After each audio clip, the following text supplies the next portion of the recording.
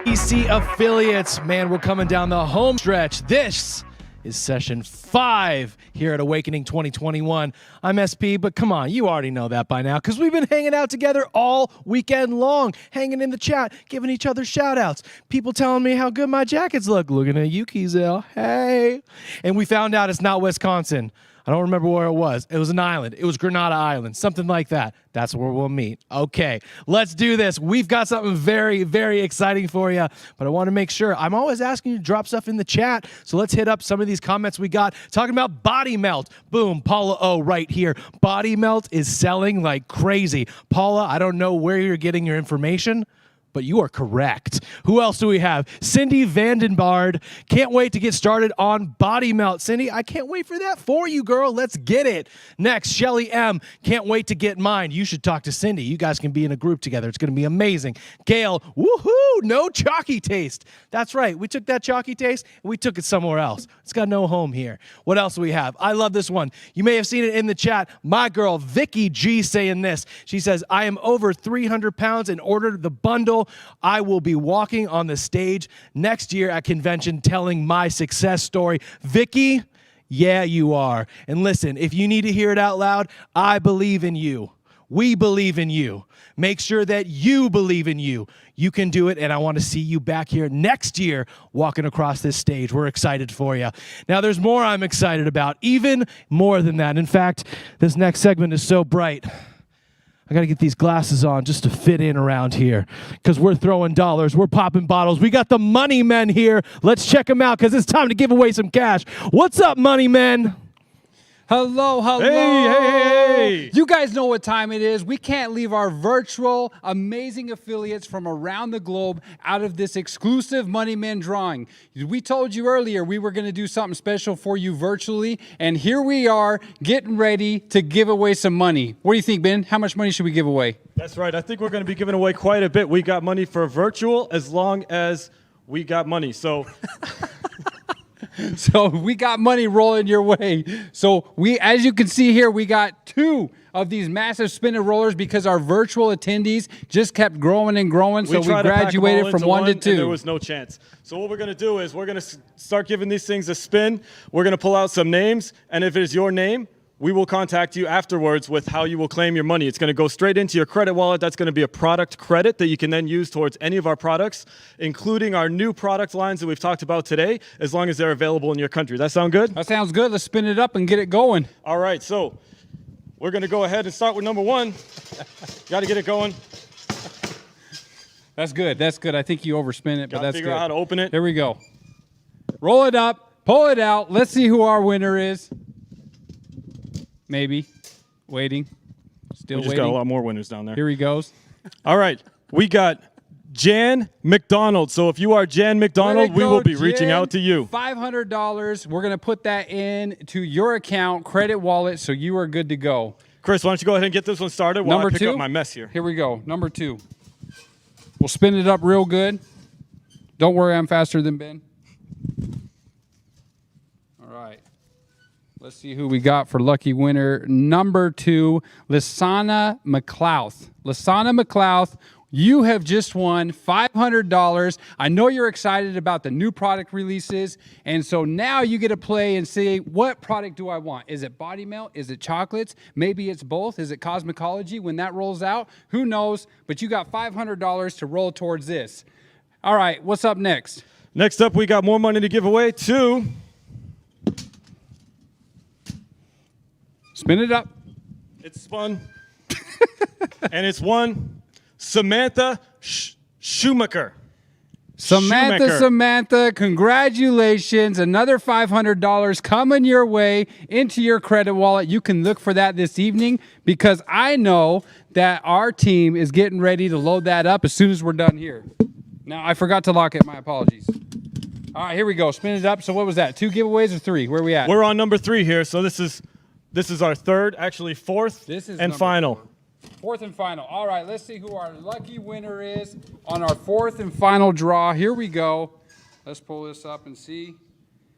Sandy Baker. Sandy Baker, congratulations. You're winner number 4. Another $500 coming your way so you can also participate in these amazing products that we just launched yesterday. We got great stuff going on. You know what, Chris? I'm feeling a little bad. I just said 3 instead of 4, so I think that the right thing to do might be to just do one more. What do you think? Well, you know Josh loves giving away money. Josh is amazing. I think we should do one more. Let's make it 5. All right, let's go ahead and do one more. All right, this is going to be our last virtual winner of the day. Shake it up. There you go. Make a mess. We got options. We got lots of options here. And we are going with Erica Folger. So if you are Erica Folger, we'll be reaching out to you. $500. That's a bonus 5th winner. Congratulations to you. Hey, congratulations. That's 5 winners. And hey, don't forget, we are going to be doing some more recognition coming up. And hey, Money Man, you know we're going to be out on stage, but you guys got the first look at Money Man. So hey, keep it a secret because we're going live out there. I'm going to kick it back over to the one, the only SP. Awesome. Thank you, Chris and Ben. The Money Men in the building.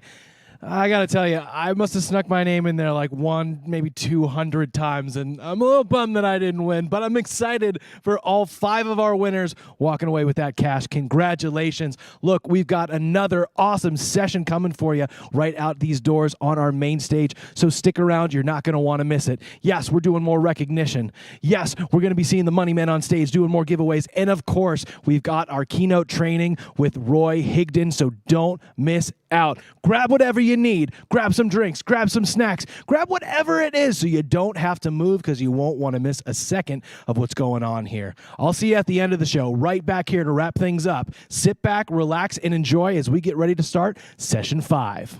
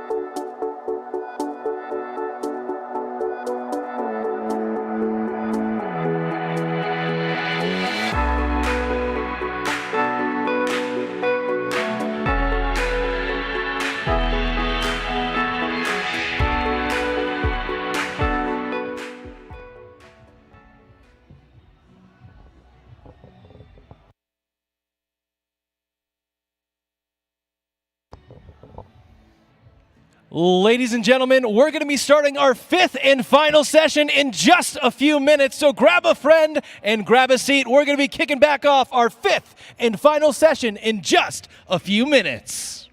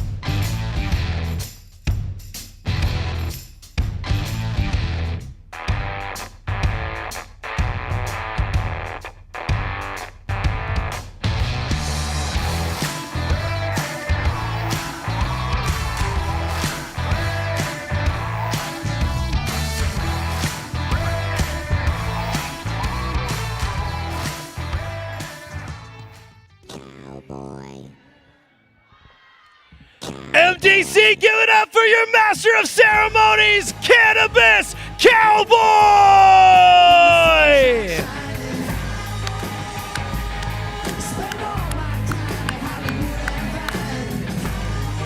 Woo!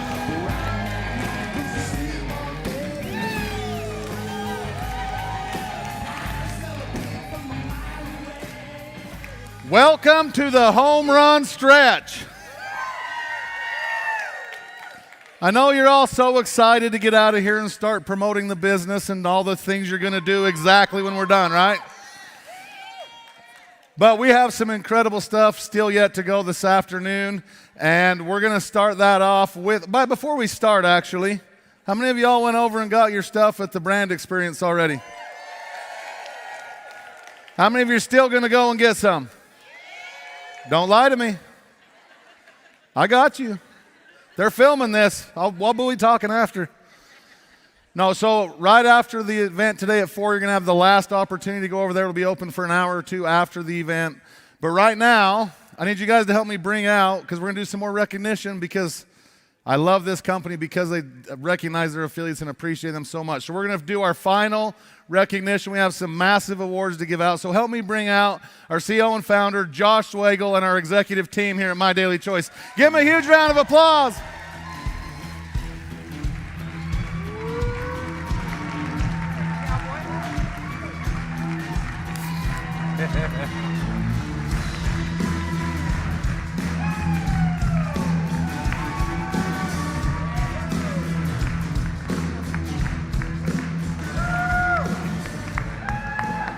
All right. So we have a couple more recognitions to do, and these ones are huge, so I'd ask each and every one of you to please stand up. These are going to be some fun recognition. So these are some of our greatest success stories. These are our 7-figure earner club that we're going to have with us here today. 7-figure club. That is $1 million in total earnings. Let's do a show of hands. How many of you would like to be in the 7-figure club? Right? All right. Well, this year we have 5 individuals who are in the 7-figure earner club. Isn't that amazing? Because of the craziness of the world, there are a few of them that are joining us virtual, and then there are some here in-house with us. So let's start off by giving a virtual shout out to those individuals who are tuning in at home. I will say their names. We'll get real loud, give some good love and recognition for them. So first up, we have Shara Lynn Morrison. Congratulations to you, Shara. And we have Natalie Wood also tuning in virtually.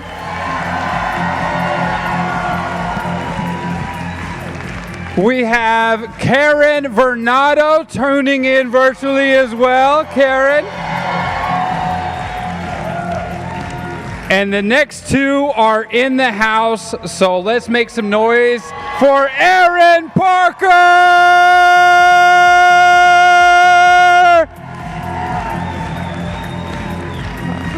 All right, Aaron running up to stage. I love it. And last but not least, you've already seen her once. Let's welcome back up to the stage again, Candace Bird Davis! Make some noise. Let's go! Woo!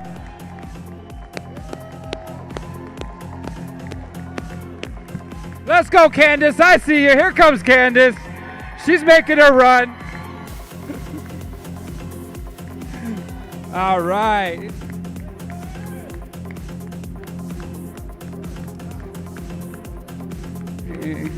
There's Candace. Candace is our marathon runner. I seen you run fast, Candace.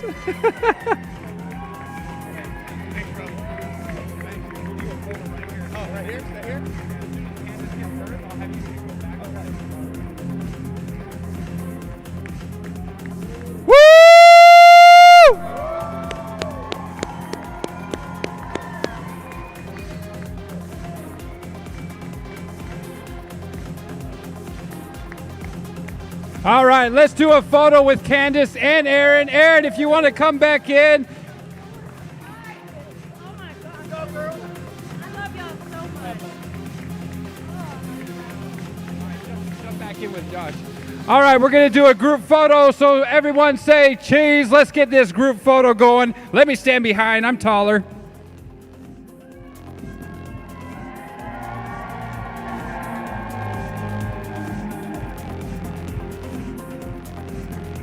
All right, there we go. 7-figure earner, $1 million. Woo! All right, thank you, Aaron. Oh, one more photo. She says one more. There we go. Come a little bit closer. Perfect. Perfect pose. There it is. All right, that was fun. That was fun. Hey, we are not done yet. We have a recognition that we've never done before in the history of My Daily Choice. This is a brand new award, and we're very proud to announce this award. So we're excited to share this because the incredible financial success of these individuals is unprecedented financial freedom. Okay, so these are some big ones right here. So this is a huge success of the company, a testimony to what you can do here at My Daily Choice. So we have 3 individuals who are going to get this award. Now, these individuals have earned over $5 million. Let me say that one more time. Over $5 million.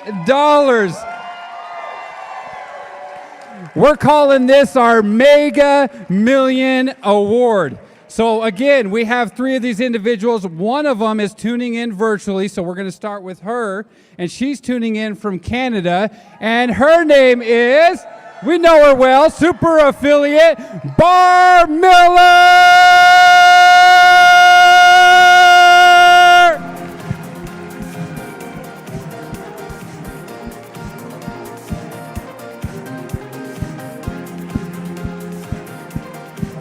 All right, congratulations, Bar Miller. Next up, we have our very own here from Las Vegas, Nevada, super affiliate, Judy Stallings. Judy Stallings, come on stage. Judy Stallings, where are you?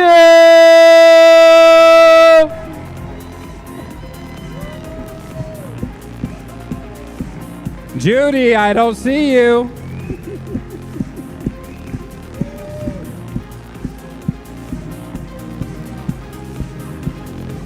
All right, and while we're looking for Judy, next up is also somebody you all know very well from Las Vegas, so the water in Vegas is very tasty apparently. It's the founder of HempWorks, super affiliate, Jenna Swagel! Make some noise! Woo!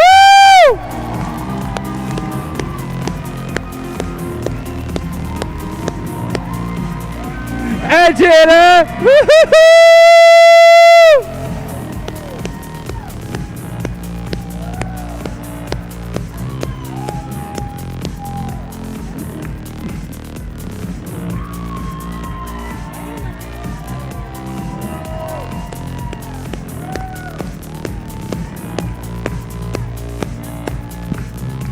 All right. Thank you, everyone. Josh, Jenna, we love you, and it's perfect to recognize Jenna as we close out our recognition. So another big round of applause for the amazing Josh and Jenna Zwagel.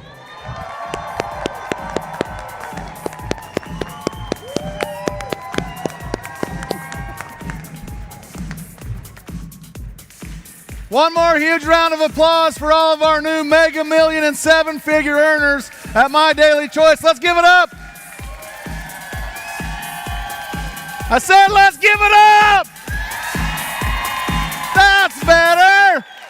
Oh, don't be going to sleep on me now. It's in the sign. Wake up. You found Judy? Welcome back. We love you. You got your award. I accepted it for you, and your next 3 checks are going to mine. Give Judy a huge round of applause. We love Judy. Judy's awesome. All right, so now we have the honor and privilege of seeing some of the best training in the network marketing profession today. I actually have watched this guy. I've seen his YouTube stuff. I've seen some of his coaching, some of his training. Had a chance to meet him backstage for the first time. It was kind of crazy how you see these guys online, and they're literally training millions of people in our industry. And what I really like about our keynote speaker today is he was in the trenches, built massive teams, become a number one earner in his company, and then he took everything he learned and wanted to pour it back into our profession as a coach for all. And that gentleman is here today with us to spend the next hour and a half with you to teach you everything you need to know to become successful. So take out your pens, your papers. I hope you still have some notes in the back, some empty pages, and take notes. But before you get to take notes, I want to hear the biggest, loudest, my daily choice welcome for Mr. Ray Higdon!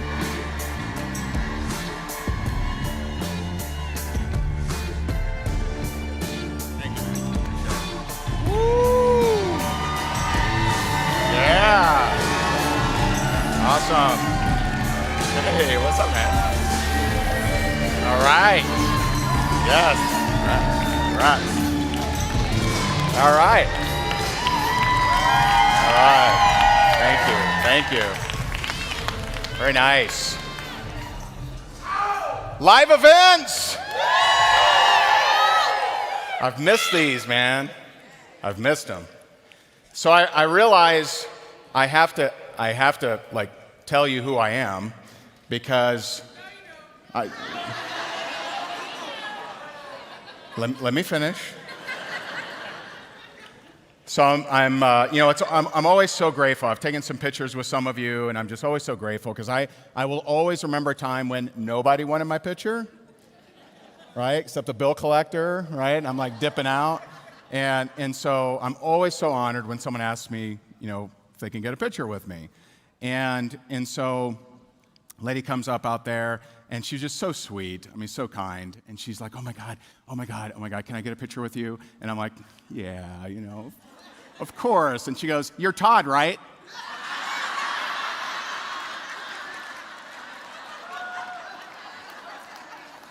I handle his dry cleaning, but, I know him, so that got me a picture with her.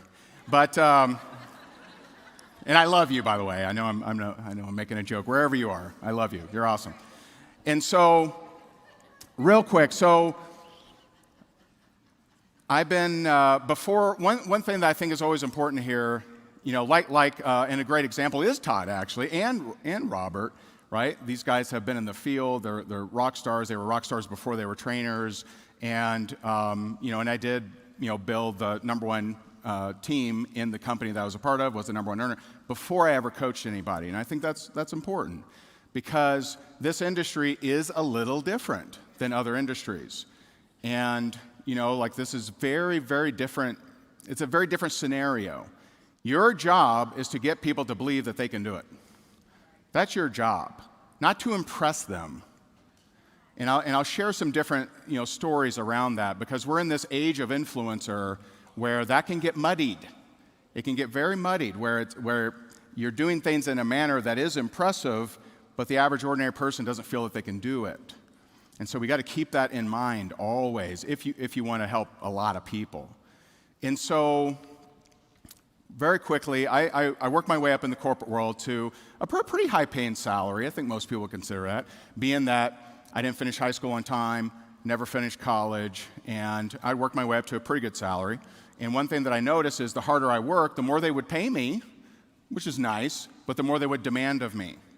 And so I was going to bed I was going to work before the kids were awake. A lot of times I was coming home, they were back in bed, and my boss, his boss, her boss, they were all making more money too, but they were also miserable. They were having relationship problems. They were having family problems. They were stressed out, and that was going to be my life.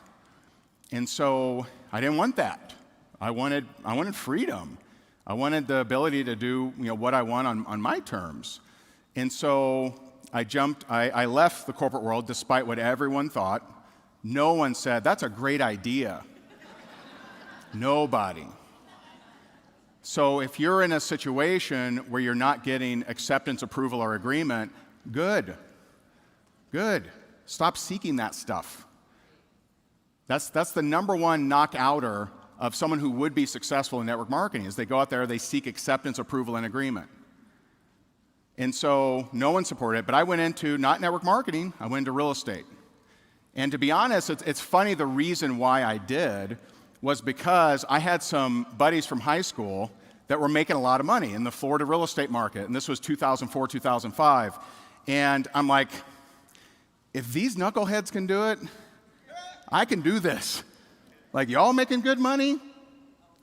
I know how smart y'all are. If you can do it, I can do it, right? And that is the essence. I know I'm talking about real estate. That's the essence of network marketing. That's the reaction you should be generating every single day. That's all you do? That's all you did? Man, I think I can do that. You know you're having an issue with your duplication if someone comes to you and says, yeah, but I can never be you. You don't have to raise your hand. I already know. Right? If people see you as a rock star, as a celebrity, as an influencer, whatever, they're going to think, man, I can't do what they do. Okay? So, go into real estate, Florida real estate, 2005. What could go wrong?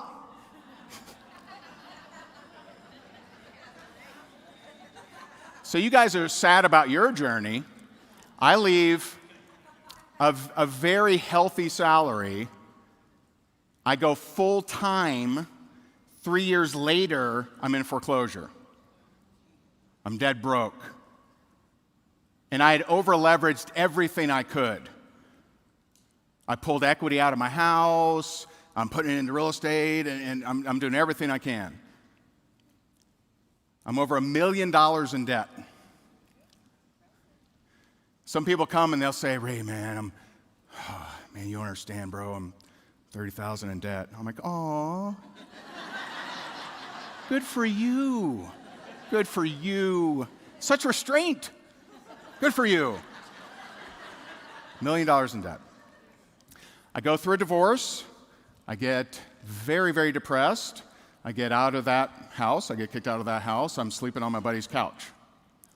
And I feel like a total loser. I'm depressed. I'm drinking heavily, which I'm not proud of. I mean, I was a dad. I let my responsibilities slip because I associated my net worth with my self-worth. And that was tough. And there was a switch, which we may or may not get to. We'll see. We'll see if we get to it. But there was a switch, and I'm very grateful that back in July 15th of 2009, a friend of mine reached out to me and invited me to a home meeting. Now, I'd sworn off network marketing. I'll be honest, didn't want to do it. I'd had some bad experiences. I'd been promised things, didn't deliver, whatever, and I didn't want to do it. But here I am. I'm dead broke, personal foreclosure, my credit's shot, no one's hiring. I got 2 credit cards left that haven't figured me out yet. They were a little slow. The rest, and I remember this is just to give you a picture of where I was. I remember being at a club, and I'm in VIP, and they're like, this card didn't work. I'm like, oh, must be a mistake. No mistake. I'm like, you're trying this one. And if not this one. That's where I was. Messed up. Not in reality. And so I get invited, I go to this home meeting, and I'm like, you know what? I'm going to figure this out. I'm going to figure this out. I'm going to make this work. If it kills me, I'm going to make this work. And so there were 3 things that I did to become the #1 income earner in that company. And I'm gonna really dive deep on one of those things, which I think is just so important for you to hear. So the two main things I'm gonna focus on today are 2 things that I think you really need to hear wherever you are. And that is how to handle and overcome and have rejection just not be a very big deal to you at all. And I'm going to dive into the complexities of consistency. This is a complex beast. The complex beast, man. So there's been 3 phases of me teaching consistency. So phase 1, I taught people my routine. Here's my routine. I taught that from 2009 to like 2014 maybe. So I would teach it. Here's what I do. Nobody do it. Nobody. They would tell me, I loved your training on routine. Oh my God, that really opened my eyes. Have you been doing it? No. I mean, I haven't been doing it. Like there's something else to it. I haven't been doing it, but I really enjoyed it. Oh, good, good. Glad I'm an entertainment industry here, right? Great, awesome. So I started scratching my head. I was slower back then, I'll admit. I was slower back then, so it took me 5 years. And I'm like, you know what? There's got to be another dimension. And so I'm like, okay, why do I do it? Why am I a lunatic? You know, I did a video a day every day for 11 years without missing one day. Because I'm a psychopath. But I'm going to explain how I'm a psychopath, right? Now, this one will be interesting because about probably 3 to 5% of you are also psychopaths in this exact same manner, but only 1% of you are open and seeking change in this arena. We'll be back for more. It'll be fun. So phase 2 was, why am I doing this? And it's because I thought it's because of the vision of who I want to be. Michael Beckwith says, pain pushes you until a vision pulls you. My vision was a ruthless dictator. Didn't care how I felt. Didn't care if it was raining outside. Didn't care. I mean, there were days I was having massive, stress and pain in my neck and my back, and I was popping pain pills before I would do my videos. But I'm going to do the damn videos. That's what's going to happen. Now, I went from July 15, 2009, all the way to this year, July. Didn't miss a day. In July this year, I was at a meditation retreat, and I was so zen, I'm like, I'm not doing it. I just finished a 4-hour meditation, and I'm like, I don't need it. But then I picked it back up, and I haven't meant since. Right? The third dimension. So when I started teaching vision, I saw a whopping 4 to 5% start doing it. We're heading in the right direction, right? From 0 to 4 to 5%. That's a win. And just to be clear, 4 to 5, not 45, 4 to 5, okay? The third dimension, which I'll talk about here in a little bit, has been the game changer. So I now know exactly why you're not consistent. And I'm going to give you a little secret. Your business problem is a personal problem. Your business problem, all right, I'll listen. I take coaching from the field. I'll say it again. Your business problem is a personal problem. You're masking it in perfectionism, in overthinking. You're masking it in wanting the latest hashtag strategy. What do I do on, what's the best trending TikTok? That's what I need. You're masking it with spousal support. Well, if only I had spouse support, then that's a camouflage. It's not the real reason. But I will tell you the real reason. We'll get to that. So one of the things, so I did 3 things. 1, I read a book called Go for No, which sounds like a terrible book, doesn't it? Like in every aspect, it's like, go for no thanks. Like, right? But it's a very powerful book. I'm friends with the authors now, and we co-wrote Go for No for Network Marketing. And so, but what it does is it gets over your reaction to rejection and your resistance to rejection, which if you can do that, you will change your life. And yes, I'm even talking to the super producers. Super producers, if you embrace Go for No, you would triple your income. But we get to a point where we start favoring our self-image. Don't want to look bad. They need to come to me, attraction marketing bros. They need to come to me, right? So we get in this high horse, Ha! I don't reach out to people anymore. Way too good for that. They must be attracted to me. So you're limiting your income. You could be reaching out to celebrities. You could be reaching out to athletes. You could be reaching out to actors, actresses.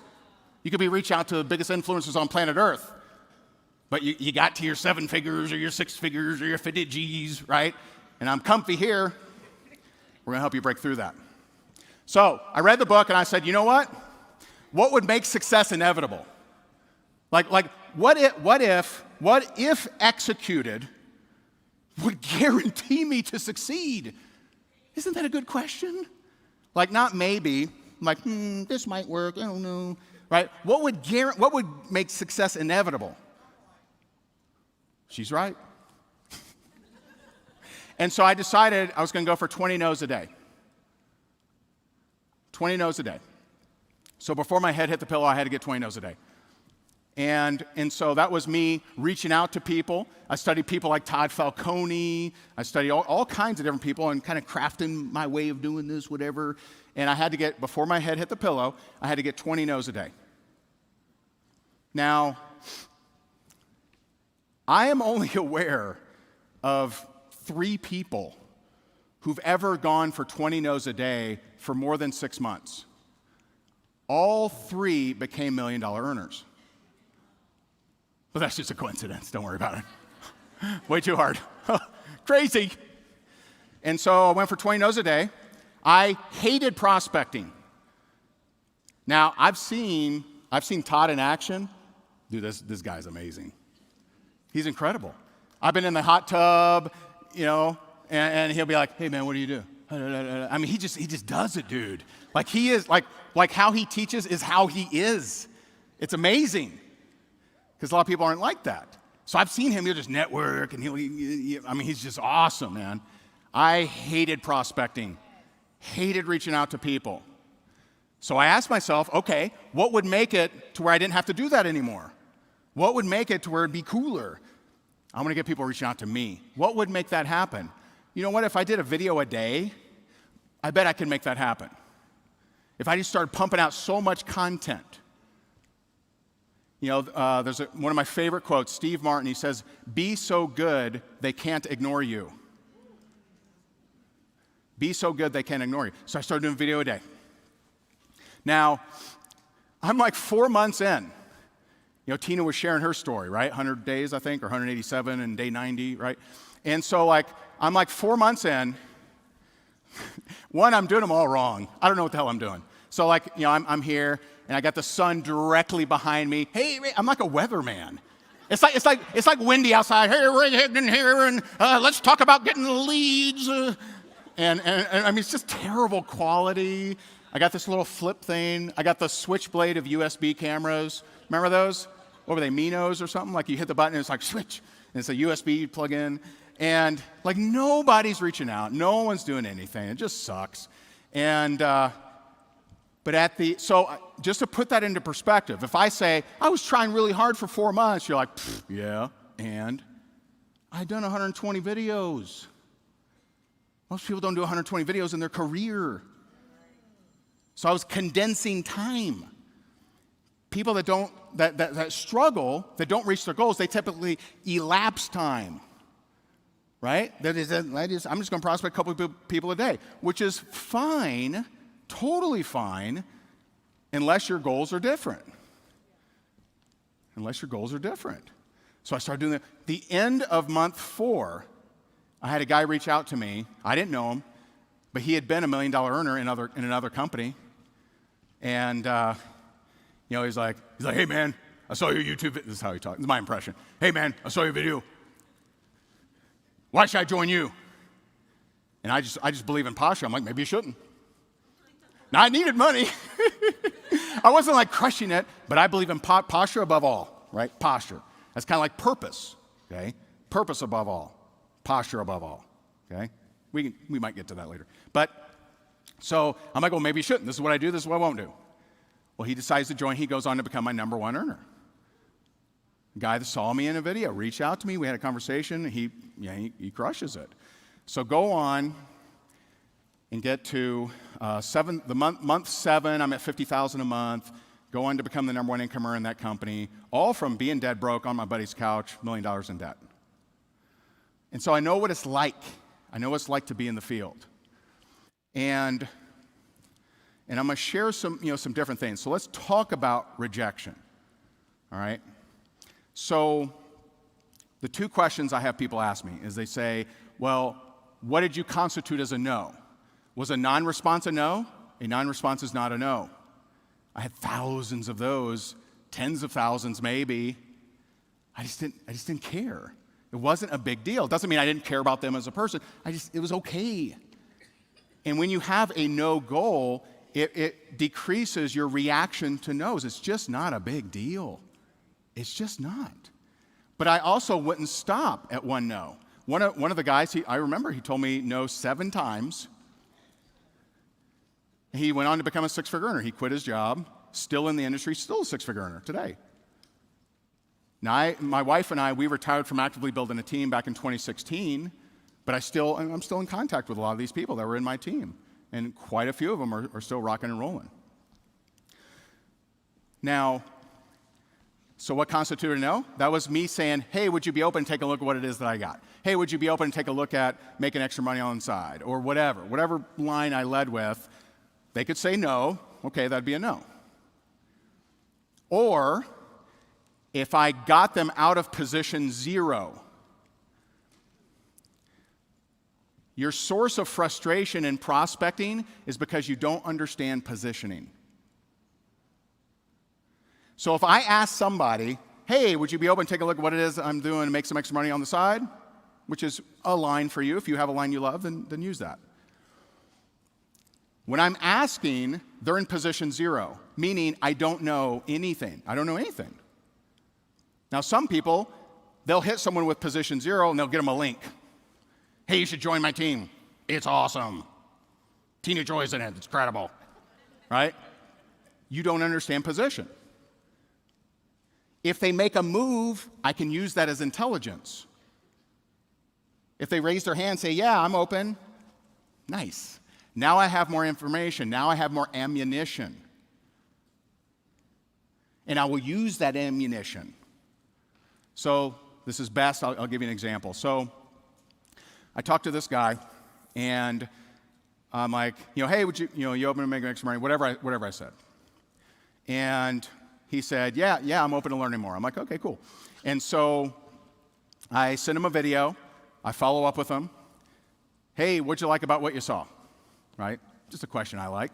What'd you like about what you saw? And he said, I just don't think it's for me. Okay? This is at least a 6-figure question for you, maybe 7. What were you hoping to see? So he said, I just don't think it was for me. What were you hoping to see? Now, I've asked that thousands of times. I've never had someone say, well, I was hoping to grow my limb back. I was hoping I could bury it in the backyard and a gold bullion tree would sprout from the grass. No, I've never heard this craziness. I have only heard something we can actually help with. That's the only answer I've ever gotten. Well, I was hoping I could do it as a single person. I was hoping I could do it part-time. I was hoping I could do it on social media. I was hoping I could do it without talking to friends and family. I've never heard an answer to that question that we couldn't help out with. And so I say, cool, man, you may have missed it from the video, but actually, And I listen to them and what they're wanting.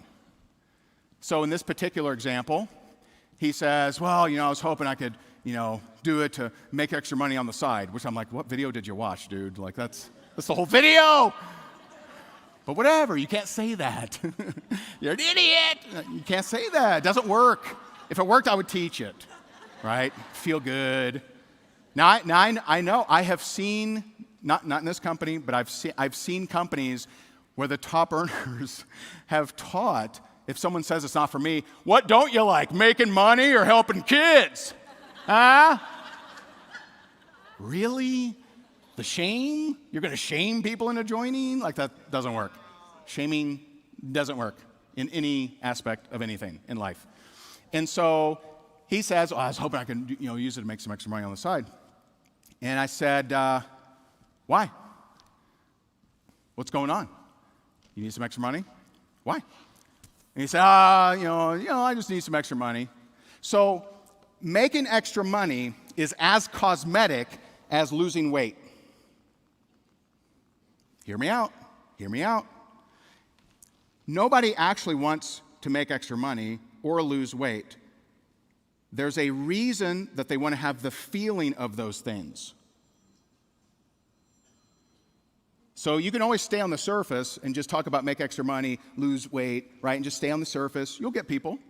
But if you dive just a notch deeper, why you want to lose weight? Because of my ex-husband. He's with this hottie. I want to make him regret his decision. Now we talking. You in, baby. That's all I got to hear. I get one level below, you are in. Welcome to the team. But most people, they stop right here. Yes, making money is a good idea. Right? No, learn their reason. So I said, okay, making money, got it. Like, why is that important to you? Like, what's the big deal?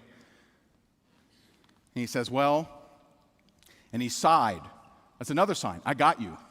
If you sigh, you're in. Because I know that we're at truth. You sigh, you're in, dude. I listen, sigh, yes.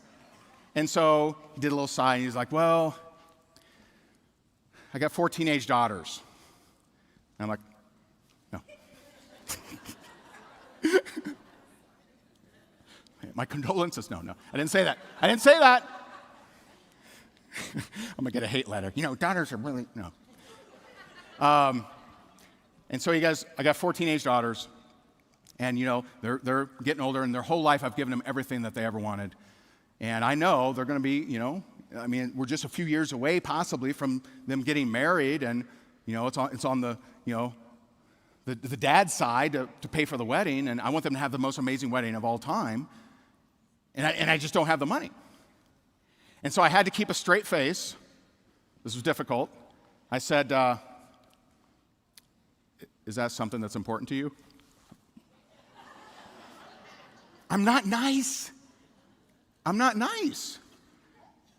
I'm going to give you a phrase, and we're going to bring this home at the very end. But we have to be as brave as the people who need us.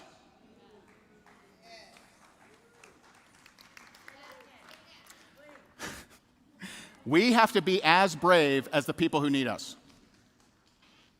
Nice? So what would most people do? They'd be nice. They'd be nice about it. Oh, okay, I understand. Not a fit for you. Got it. Nice means nothing inside me cares enough. It means I don't care if he gets his money or not. I don't care if he fulfills his dad dreams. It means I don't care. It means I care more about my self-image. I want to look good. I don't want to get in the trenches with him and help him figure this out. I just want to look good.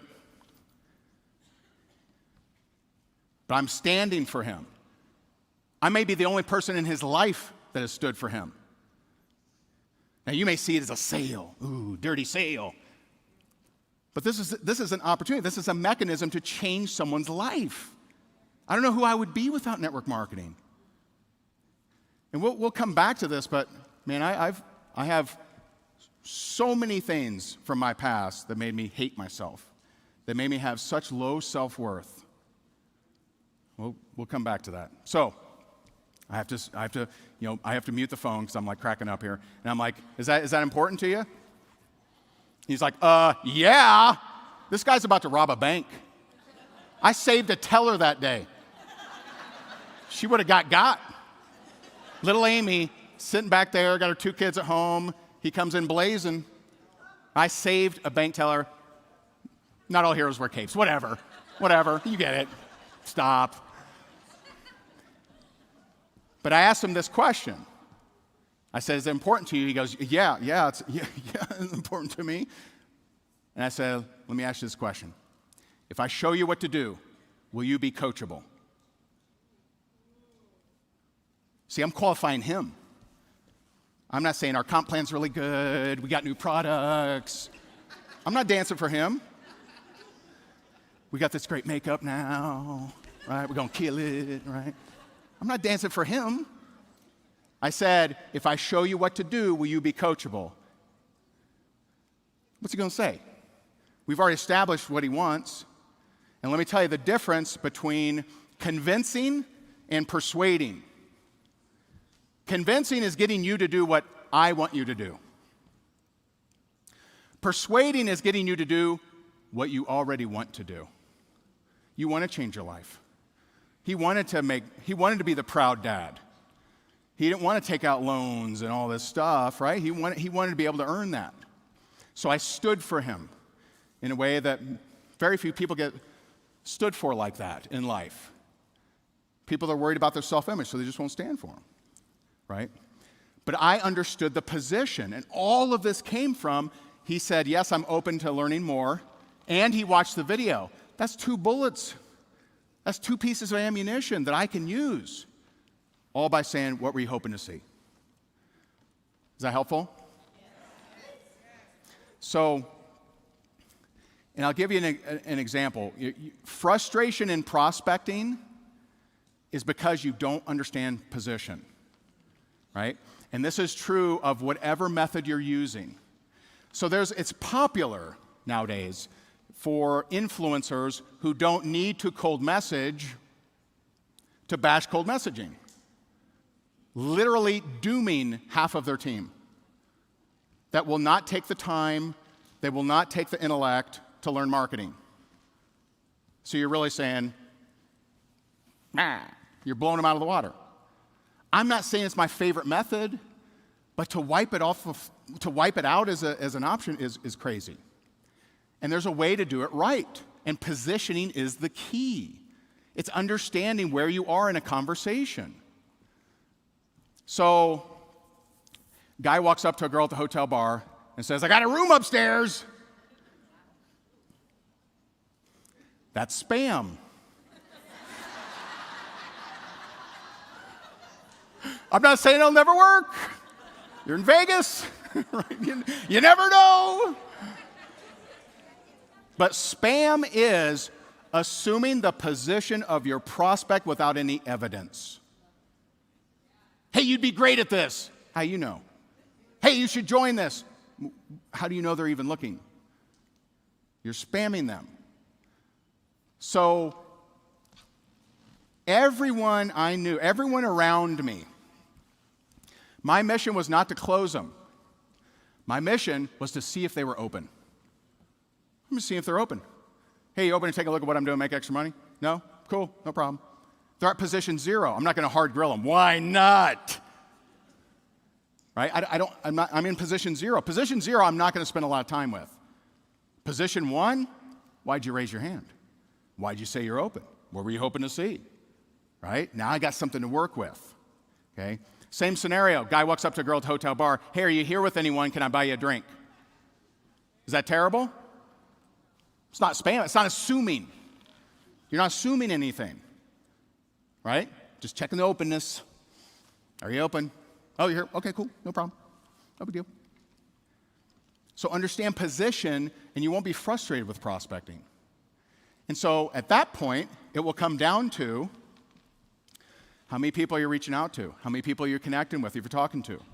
If you're an influencer and you post your breakfast burrito in the morning and you have 100 people say, how do you do it?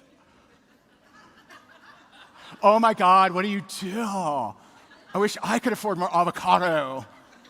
It's amazing. You literally eat avocado every meal. This is amazing, right? So some influencers, right? I do this thing. Oh my God, how do you do it, girl? Awesome. I'm not bashing that. That's amazing. But just know that's 1% of your team that has that ability, right? Through whatever they've done, right? It's awesome. We should all strive to be that way, right? Achoo. What brand of Kleenex do you use, girl? I know it's amazing. Whatever it is, I'm in. I'll take 2 boxes, right? Some influencers have that power. Your mission is to understand all the non-influencers, which is 95% of your organization. That they post a breakfast burrito. Don't you need to lose weight, girl? Eating again. Ew, you sneezed. Right? They're on team non-influence. No one's listening to their stuff. No one's commenting. But they see the influencer do it, they go and do it, and then they get smacked in the face, and then they quit. Because they don't understand the difference. Right? So how many people you're reaching out to? If I had to take prospecting and I was forced at gunpoint to break it down to one sentence, right? I don't know who would be holding that gun or why this scenario would ever happen. Very strange. But I would say less to more people. Say less. Does he say this? He says this? Nice. Robert's amazing. Say less to more people. That's the deal. And you think that you know people that are too influential for network marketing. It's not the case. I'm telling you. We had a guy in the company, he had 76 Domino's franchises. Now, the funny thing about Domino's franchise. So Domino's franchise, at least it used to be, it may have increased, it probably has, is $250,000 to start a Domino's franchise. And that doesn't include the pepperoni, the mozzarella, it doesn't include any of that stuff. 250 G's, and they tell you in the franchise book, by the way, you open the franchise book, it's like, you're not gonna make it, probably not gonna work out, right? You sure you wanna do this? Like, sign here, we warned you, right? But in the book, this is true, Domino's franchise, he told me this. Domino's franchise says, expect a 10-year return on investment. Winning. Okay, just to put that in perspective, because that's a business term, what you talking about, right? So if you went to people and you said, hey, you know what, it's only $1,000 to get started, and you should make that back in 10 years. Your deal would be 250 times better. It would be better, because it's less risk. $250,000 and 10 years later, I make $1. Do you understand that? That means in 10 years, you get $250,000 back, your original investment. And people do it all the time because they don't want to figure stuff out. They want to follow a system. That's what they're buying. They're buying the system. You have a system. It just doesn't cost $250,000, and it's not a 10-year return on investment. Got to get this. Got to understand that, man. There are people out there every day buying a franchise. And I'm not bashing franchises, but just know you have a better deal. You got a much better deal. So what'll keep you from doing this? This is where we go hard. So I told you the 3 dimensions of me teaching consistency, right? First 5 years, a little slow. I taught, here's what I do. And people are like, oh, yeah. Oh, ooh, that's a good one. Wow, I never thought of reaching out to people. Got it, right? Like we don't know what to do. I don't know, this whole losing weight thing, I just don't get it, right? Like, you think it's information, it's emotion. Your business problem is a personal problem. But this is the work you don't want to do. So you think that prospecting's the tough stuff. Prospecting's not. Digging into you is the tough stuff. Because you have built-in bioweapons against you. I'm telling you, you do. You do. The reason you're not consistent is because you're drawing the wrong conclusion to success. Based on past observations you made as a kid. Now, I see the world now in 2 categories. Okay? Category number 1 is you live outside of your story and you hustle for your self-worth. That was me. So I was addicted to action. I was addicted to showing up, which made it difficult to coach people who weren't like that. That's why no one did the stuff I was teaching. 5 years, a little slow. So my level of hatred for myself and my issues with self-worth made me work really hard. My coping mechanism was to work harder than everyone else. And so I hit $1 million a year, $1 million a month, $1 million a weekend. I had 3 different times where I made over $3 million in one weekend. None of it did a damn thing to my self-worth. Not one thing. So this is like, so I equate money to self-worth. Now don't get me wrong, your poverty is serving nobody. It ain't helping. It's not helping the kids you want to help. It ain't helping your favorite charities. It's not helping your community, not helping your church. So I'm not anti-money. Don't get it twisted. Okay? With more money, you can do more good. Right? But money to solve a self-worth issue is like, how many couches do I need to plant that tree? Doesn't make sense. But I've gotten 20 of them. The tree's still not planted. Why are you collecting couches? That's what I was doing. I just hustle, hit top earner, yes, million, yeah, yes, woo, got a big trophy, yeah, right?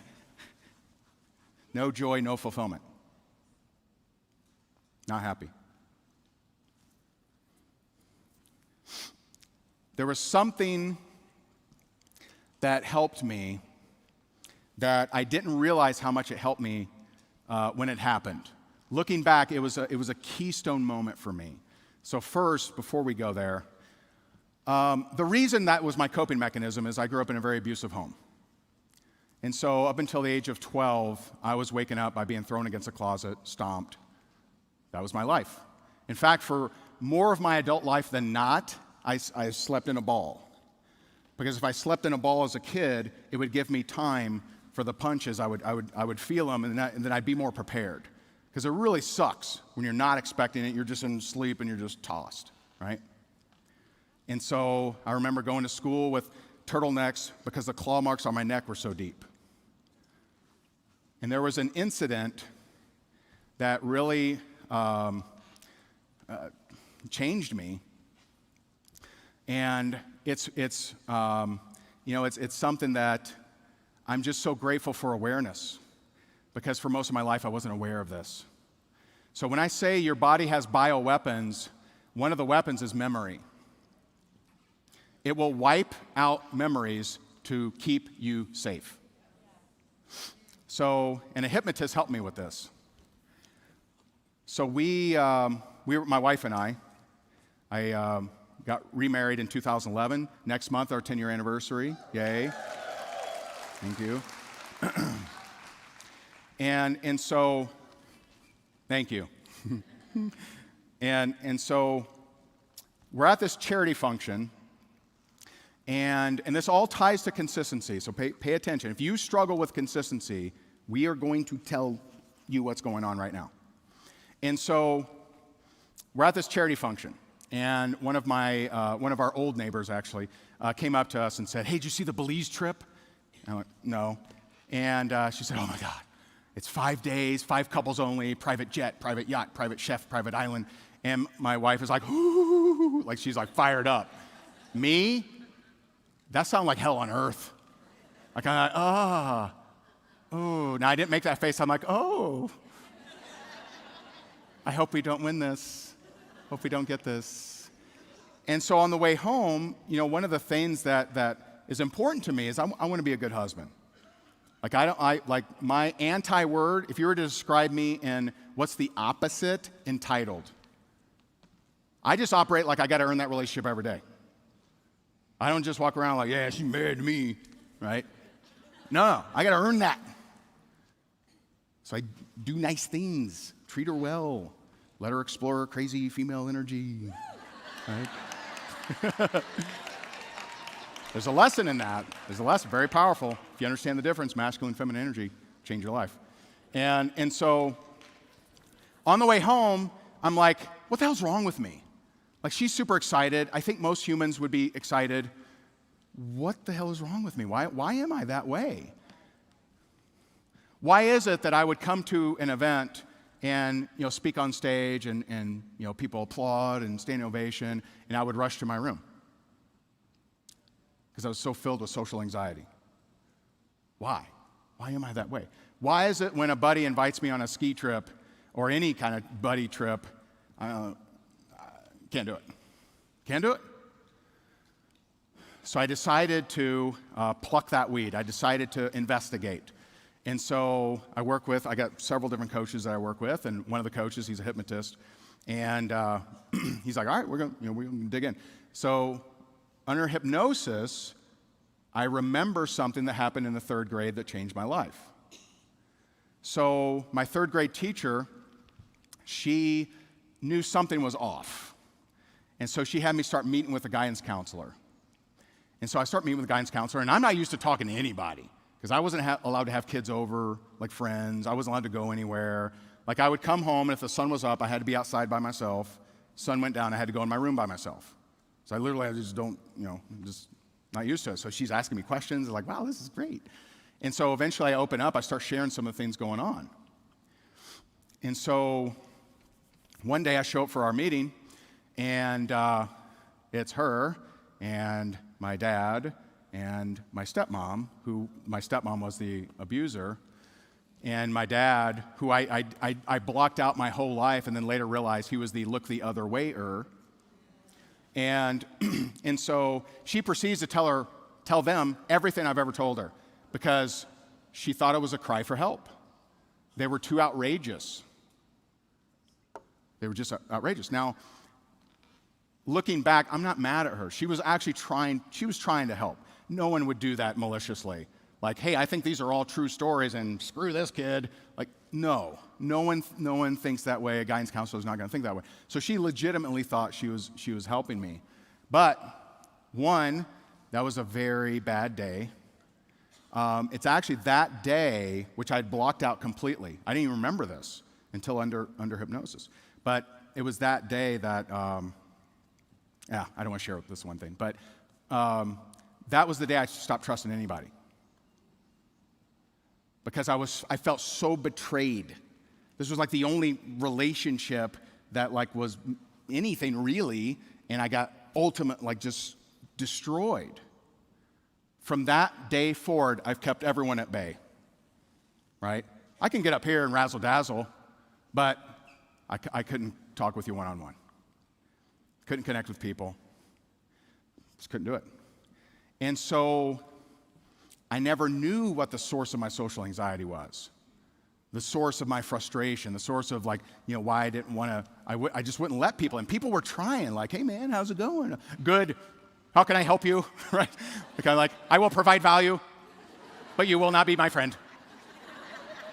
That's how I showed up. It's pretty cool, actually. I called my wife last night. Yesterday, I was presenting. I did a talk in North Carolina, and it was literally the first time I ever felt really good spending time with all the speakers. And it wasn't my event. I'm just a guest speaker there. In the past, that would have been so much social anxiety. But that is what was preventing joy fulfillment from my life. So I'm just on this hamster wheel of I will never fill this hole no matter how many trophies I get, right? Which is a few percentage of the population. Most are so afraid to stop that hamster wheel that they won't ever seek awareness. They'll just keep doing it, right? Brene Brown says, you either live inside your story or you hustle your face off outside of the story to prove your self-worth. Okay? So, what about everybody else? So, as an entrepreneur, if you're not consistent, it is because you've drawn the wrong conclusion to success. Let me give you some examples. So we have a book called Time, Money, Freedom. And yay, all right. And so every once in a while, we'll throw a golden ticket in it, like Willy Wonka style, right? And so we'll throw a golden ticket in there, and it's a 10-minute coaching call. And so this lady went one, I got on the phone with her, and she says, for the last 4.5 years, I've been like this, up, down, up, down, up, down, up, down. So I'll have an amazing month, and I'll just peter out for 2 or 3 months. Amazing month, right? You don't have to raise your hand. But I know, right? Pattern. So I said, okay, and she said a word. She said, I just don't want to disappoint anybody. And so because of how much coaching I've done around this now, I just know, okay, this is something from her past. I said, who disappointed you as a kid? And she said, well, maybe not disappointment, but shame. I'm like, okay, what do you mean? And she says, well, my mom was a prostitute. I'm like, okay.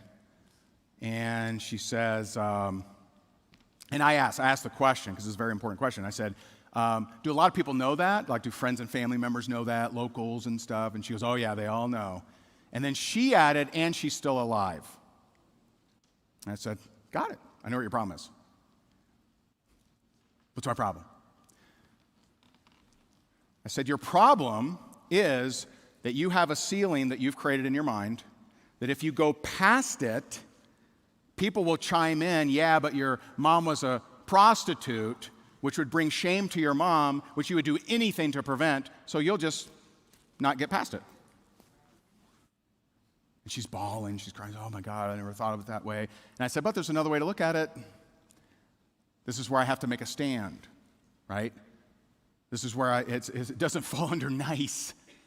I said, but there's another way to look at it. Your mom literally did everything she could to give you a better life, and for that to be the reason that you don't succeed is a slap in the face.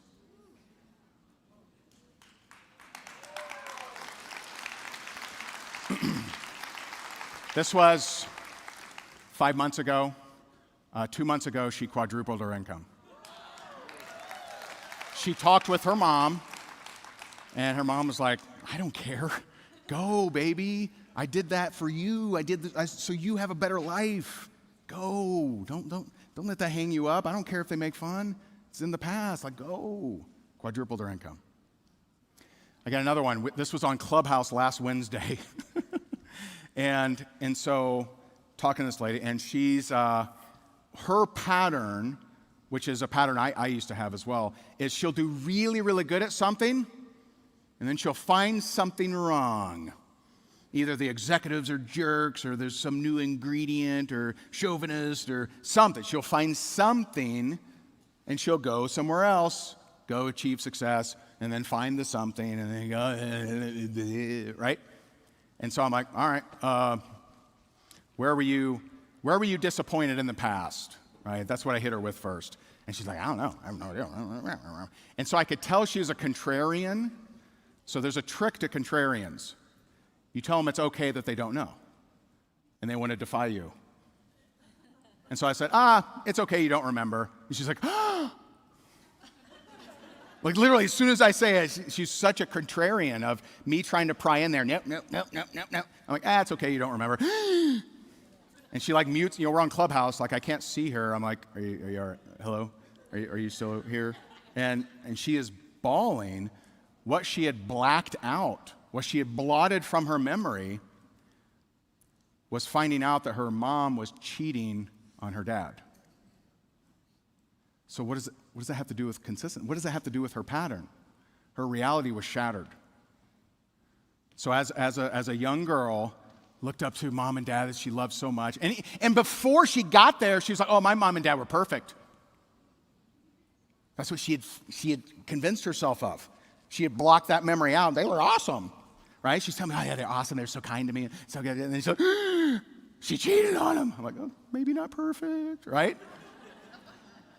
But she had blocked that out. She had convinced herself because it was a protection mechanism. Okay? And so her reality was shattered. So she looked at her mom and dad. They were so perfect. They were amazing. And then this thing happened, and her reality was shattered. So you know what she's doing? She's shattering the reality before someone else gets a chance to. I'll show you. All right, I'm doing really good. You think so? I bet you're about to betray me. I bet you're about to pull the rug out from under me. I'll get out of here before you get a chance to do it. How you feel about that? Do you know how many people have that? Here's maybe the most common one. If you had a parent or an authority figure that made a bunch of money and then lost it, and they were ridiculed, and you went from filet to ramen, you went from living nice life to not so nice, you very likely drew the conclusion that with more success, it's just a bigger fall. So if you never want to fall off a mountain, just don't climb it. If I never climb a mountain, I'm never in danger of falling from it. That's a lot of people. A lot. I was coaching a six-figure earner the other day, and that was her issue. And so, like, her thing was she set this upper limit. She got to six figures, and she's just like, you know what? I'm just not feeling motivated. That's a disguise. That's camouflage. It's camouflage. It's not real. I'm just not motivated that much more. No. It's because you saw your parents do really well, lose it all, get ridiculed by the town, get ridiculed by locals, get ridiculed by the family members at every family reunion forever. So you just said, I don't want to be that person. You know what? If I reach this and I fall, it's not that big a deal. Is this helping anyone? So that is what will keep you from being consistent. If you had a successful parent that ignored you, you're almost guaranteed to fight success. You're almost guaranteed because you drew the conclusion, right? And here's like the science behind this stuff. Your brain is constantly looking to conserve energy. It's looking to conserve energy. So if I can draw wide sweeping, assumptions, that conserves energy. Thinking is hard.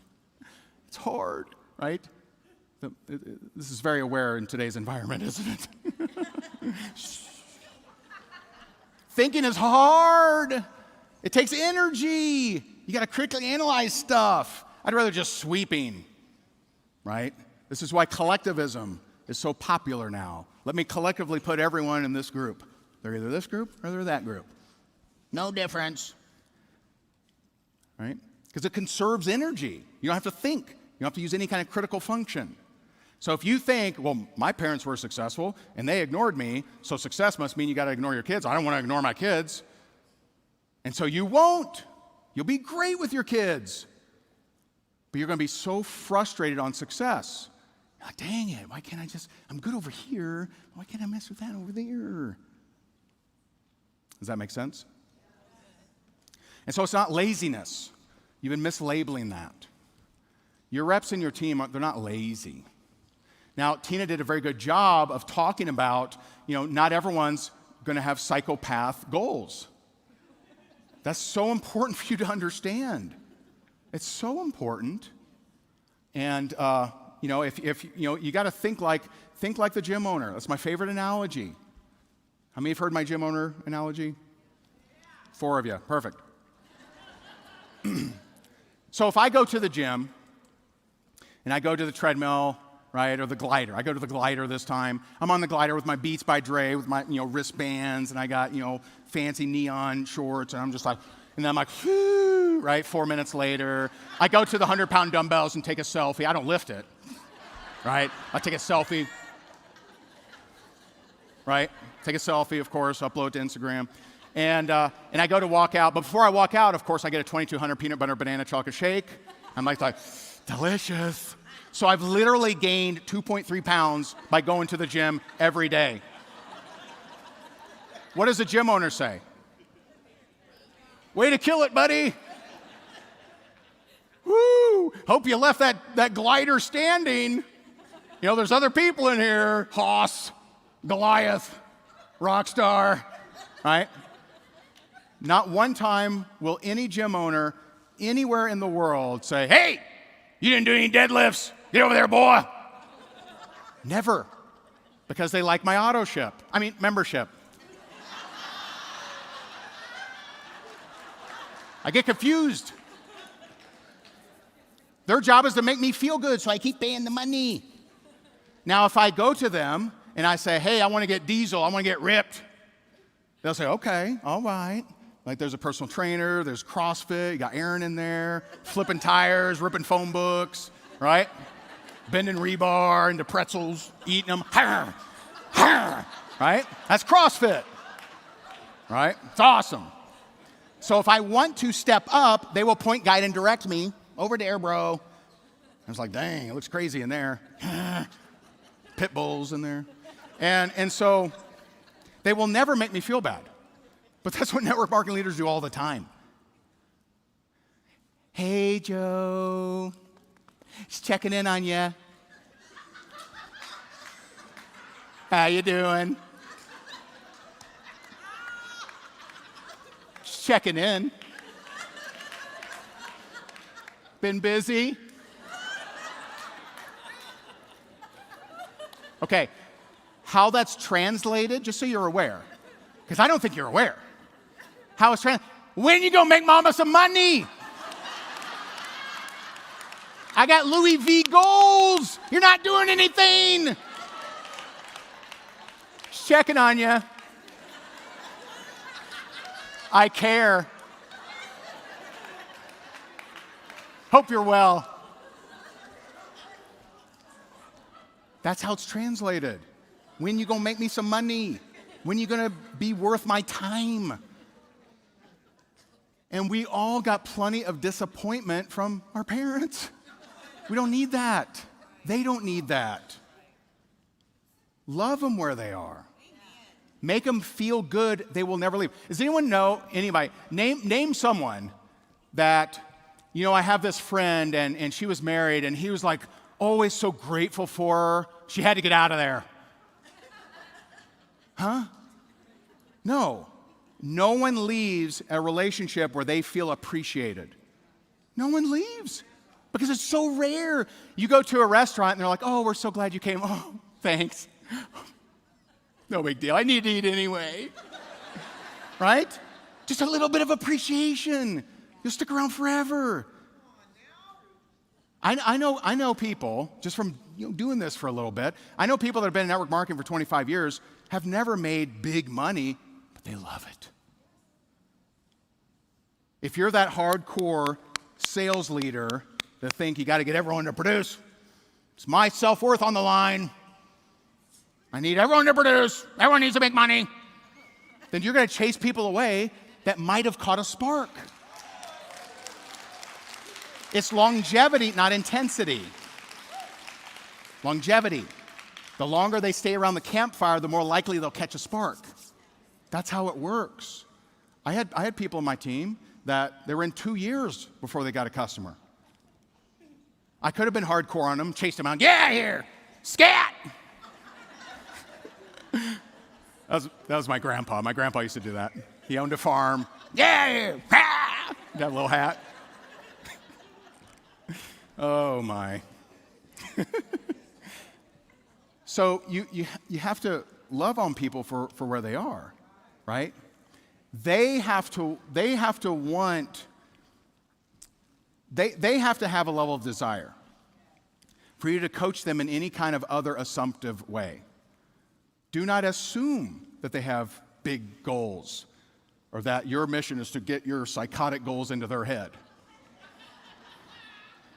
Because this is like the parent that, has 5 kids and, hey, you guys going to medical school, right?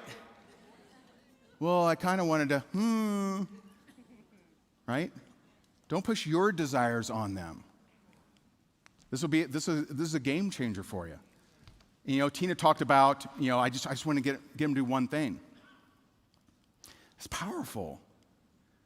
Don't look at you have to get all of these people to do crazy things. It's just not the deal. I mentioned there were 2 things that I get asked around going for no, right? Number 1 is, what's a no? What constitutes a no? They just say, no, I'm not open to take a look at what you got. Or they look at it and they say no, which I don't stop there, which I shared. Second question I get is, well, where do you find people? And I found that that's a funny question in today's day and age, where we're connected to thousands of people. Even the worst social media person is connected to thousands of people. So I'll give you 2 fun examples. So I had a guy on my team, and he worked. He's out of Sacramento, and he worked. He worked for a builder, like during the heydays, and the company had gone from like 120 people down to like him and one other guy. He's working 90 hours a week, but he's rank advancing in my team. And he's got kids at home. I'm like, how are you doing this? Like you're working 90 hours a week, dude. Like, aren't you tired? And he says, oh man, it's really easy, man. Whenever I fill up my truck, what? Translate, please. Like, I'm looking up Google Translate. Like, what does this mean? And he's like, yeah, man, whenever I fill up my truck. So whenever I fill up my truck, I make sure if I have to fill up my truck, I pull into a busy gas station. And while pumping, he's like, nice car. Hey, you live around here? Like me, that sounds terrible. I'm not gonna lie. But he was hungry. If you're hungry, you find a way. He built, he didn't, he was probably making $3,000-4,000 a month from gas stations. It's crazy. Friend of mine, Taylor Thompson. Anyone know Taylor? I'm sure some people do, right? She's amazing. So Taylor, she used to go, and this was pre-internet. There was a day when there was no internet. And funny about that, I was talking with a guy named Mel Abraham. I don't know if anyone knows him, but Mel is best friends with Brendan Burchard. And Brendan moved to Puerto Rico to save on, taxes, right? And so I'm like, how's he like it down there? And he goes, yeah, obviously he saves a lot of money, but Amazon Prime is like a week. Oh God. Right? Like, how do you deal? Like, imagine 30 years ago. And you would say, hey, you'll be able to push a button and things will arrive, whatever you want, the next day. Right? Imagine, it's just crazy, right? It's just crazy. I thought that was funny. But Taylor, pre-internet, she would go to the grocery store. She would load the 2 kids in the grocery cart. She would push around the grocery cart until she hit her prospecting list, remove kids from cart, and leave. That's how she built a huge business. I'm not saying that's the way to do it, but that's what hunger looks like. Hunger looks like that. If you're hungry to make it happen, you will find a way. You will make it happen. And we're at a day and age where we're connected to so many more people. Now, what I would highly suggest is that you start to embrace rejection. Start to embrace it. And even if you're highly skilled, it means you're going to go after people you don't think will say yes. But if they do, that could be a game changer for you. It could be a total game changer. So if I'm you guys, right, there would not be an author on the planet who's ever mentioned CBD in a highlight that I hadn't interviewed. Y'all did that? Y'all doing any of that? So I would just go to Amazon, CBD. I would look at whatever author, especially up-and-coming books, and I would say, hey, I see you have a book coming. Hey, can I interview you? I'd love to hear your thoughts on CBD. Good or bad? Why not? Why not think that way? Why not? And I've done these kind of. I interviewed one author that I love. Actually, two different authors I love. Dr. Joe Dispenza. He's amazing. What? He's what? Your boy. Okay. I'll tell you something cool. We raised $120,000 for his research last month, and because he is proving how meditation increases immune system. And I can't share the details because it will blow your freaking mind. But we got invited to go visit his research center, so there'll be 10 of us and Dr. Joe. It'd be amazing. It's gonna be awesome. But Dr. Joe had him speak at my last event. Stephen Pressfield. How many know this guy? Oh, y'all gotta know Stephen. Stephen Pressfield wrote The War of Art. The War of Art. Not the art of war. The War of Art. It's a tiny little book. Who's read this? Todd, you read it? Amazing, right? Incredible. Little tiny book. it'll be one of your most highlighted books you've ever read. But I read it, did a little review on it. His agent reached out to me, interviewed him, right? So you want to crush it, I would combine marketing, prospecting, self-development. Those were the 3 things that I did. 20 no's a day, which in the beginning was most certainly mainly prospecting, me reaching out to people because I wasn't generating leads. I wasn't addicted to leads. I didn't have to have leads. I'm going to go get my own leads. I did a lot of the stuff that you've heard. I called realtor signs. I recruited people from Facebook, LinkedIn, YouTube, MySpace, TripAdvisor. I recruited my son's crossing guard. And something that I wanted to come back to around credibility. I remember there's a guy, I was at the Blue Martini in Naples, Florida, which is where I live. Anyone from Naples? No? All right. Any Colts fans? Yeah. Okay, all right. Had to get one. So I'm at Blue Martini in Naples, Florida, and I'm up at the bar, getting ready to order a drink, guy next to me, and we just started chatting, right? And he was a realtor. I said, I actually work with a lot of realtors on a side project. I got to get back to my group, but I'd love to grab your information. I promise I'll follow up with you and just see if this thing's something that interests you, right? So I didn't pitch him. I didn't show him, bring out an iPad, hook up some headphones, right? Imagine Blue Martini, or put these on. Right? No, didn't do that. But I just got his information, blink. So I called him the next day. I said, hey, I got a video, does a better job than I could do. Here it is. He watches it, decides to join. Maybe a month later, he's at a company event.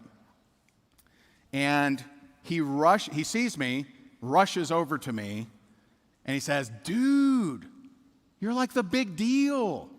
Because that event he happened to attend. I had just earned a BMW 7 Series, so they had a big car on stage. They had cardboard cutouts of me. Like it was an obnoxious Ray event, right? And he's like, dude, you're like the big guy. Like, why didn't you tell me this? I said, because you can't say that. You can't say that. I didn't flash you a check. I didn't say, here's my number one earner ring, right? I told him I did it on the side. I was the number one earner. I'm not trying to impress people. I'm trying to get them to believe that they can do what I'm doing. Now, I didn't understand this at first. And I want to help you with this. So, first company I was a part of, I was a real estate guy, so I knew everything. These little network marketers. I was not coachable. I was very full of myself. My upline was not good at handling my incoachability. So it was kind of a nightmare. But I looked for, I'm looking for a presenter. I find this presenter, and he is Dapper Dan. Oh, he's just like dressed to the nines. Pow! Ta! He talks about the numbers, breaks them down. Like he's like smooth. I mean, he's a great presenter. I'm like, oh my God, I'm getting all of my people in front of this guy because he's amazing. And so wherever he was, I was over there, and I'd bring a group. So if I get 10 people in front of him, 1 or 2 would join, right? And I know that, these meetings aren't being done right now, right? But you'll get the point. So I bring him in front of him, and he would Dapper Dan it, and 1 or 2 of them would join. I'm like, okay, that's the math. Get 10, 1 or 2 join. All right, fine.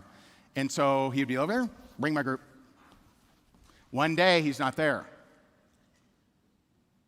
And I'm like, I did my part. I got my group. Where's the man? Oh, he can't do it today. He's actually sick. So she's going to do it. And I look over, and she's like,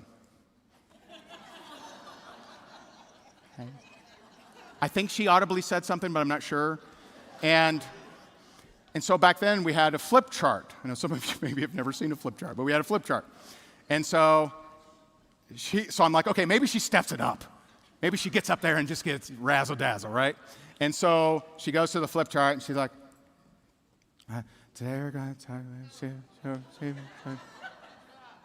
And I swear to God, I can hear it. It's like, yeah!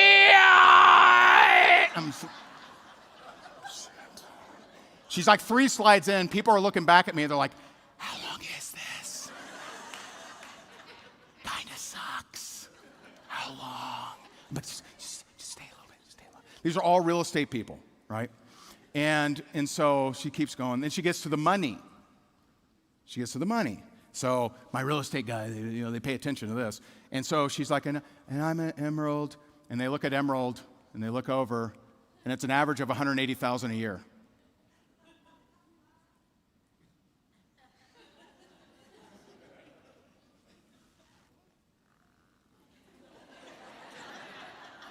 So they're like, they look at the Emerald, they look at $180,000 a year, they look at her. Look at Emerald, $180,000 a year. They close one eye, they trace their finger, make sure they're not, because you could be one up, one down, maybe it's much less, and they're like, they all said the same thing. They come back, and I'm like, get with the person that brought you. So they all come back, and they're like, bro,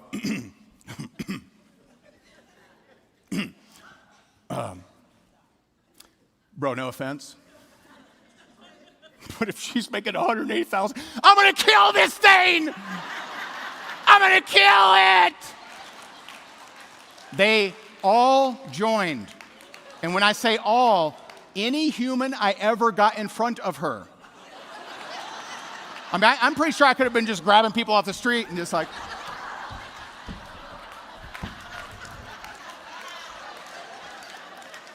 Every person that got in front of her. Why? Why? Because if she can do it, I can do it. So it's not your glamour shots. It's not how perfect you are on video.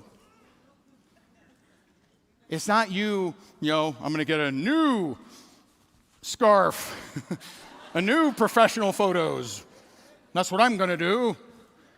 I'm not saying not to get that stuff. I'm not saying, don't brand yourself. I'm not saying that stuff. But when it comes to prospecting, you have to use something that they believe they can also do. Once I understood that, I stopped relying on charisma.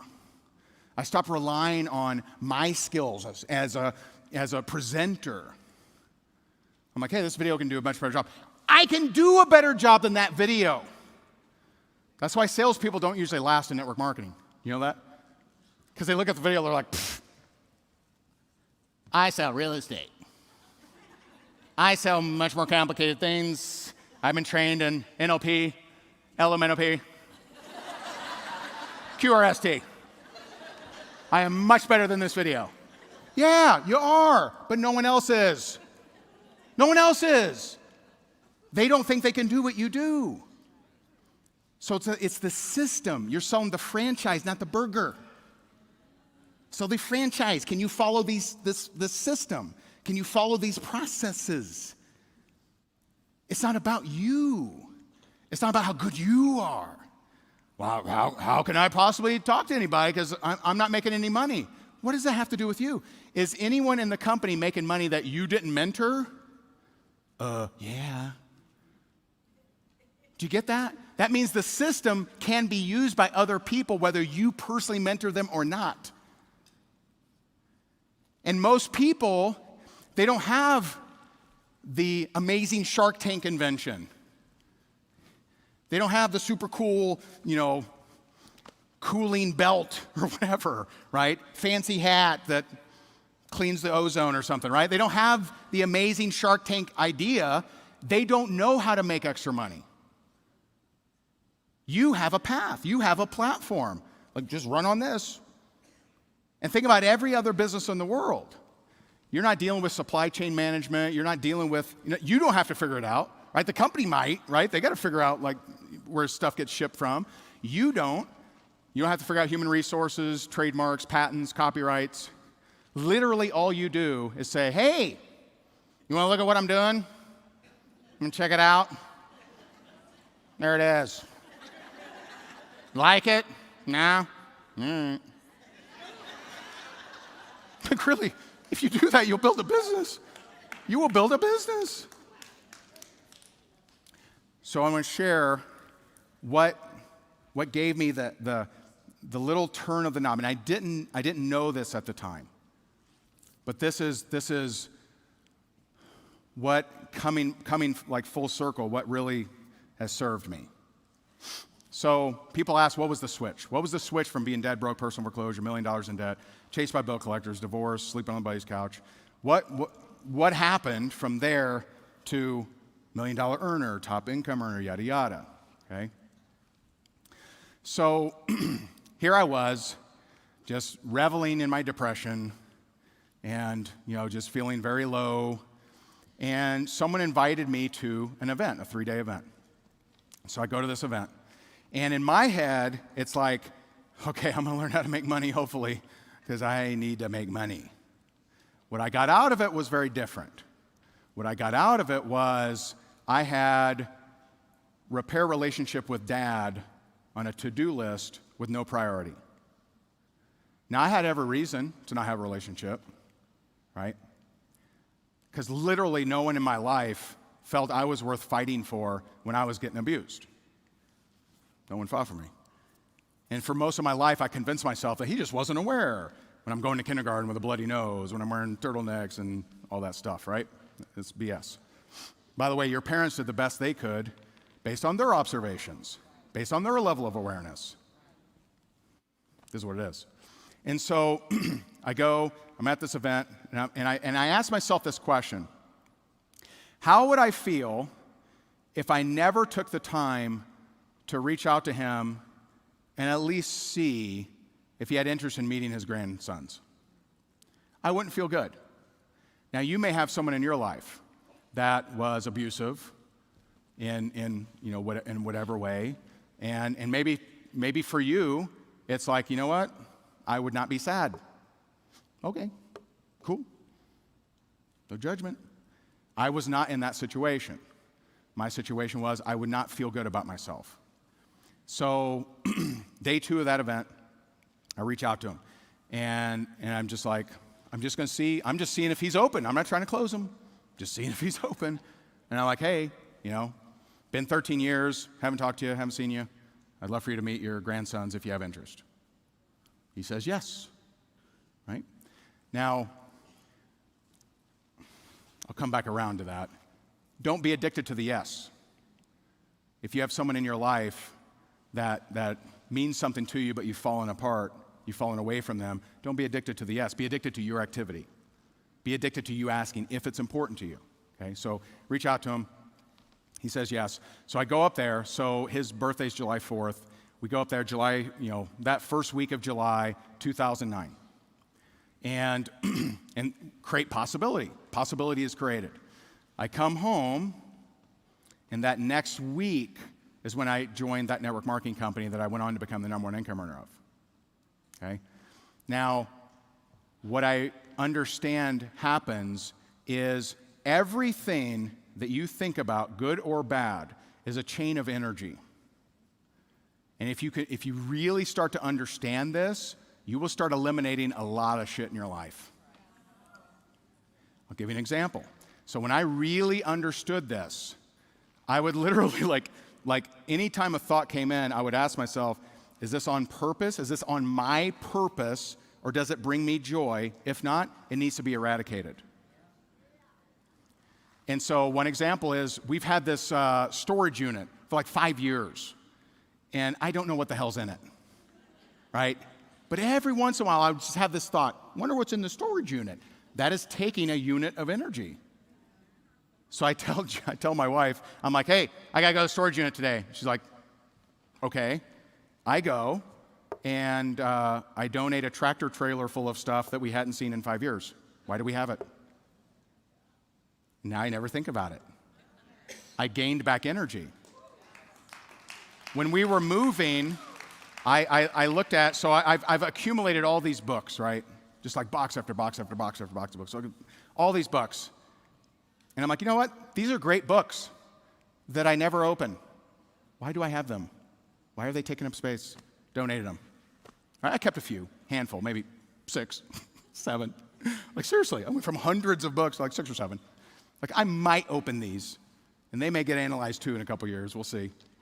But it was taking up energy. Everything that you resent, everything you suppress, which that was actually my big breakthrough last week, is I realized that what you're suppressing is what's preventing you from your success.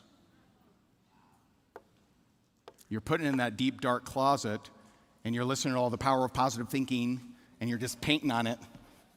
So you got this big ball of suppression. What if I'm not a good dad? What if I'm not a good mom? What if I grow up to be like mom, dad, right?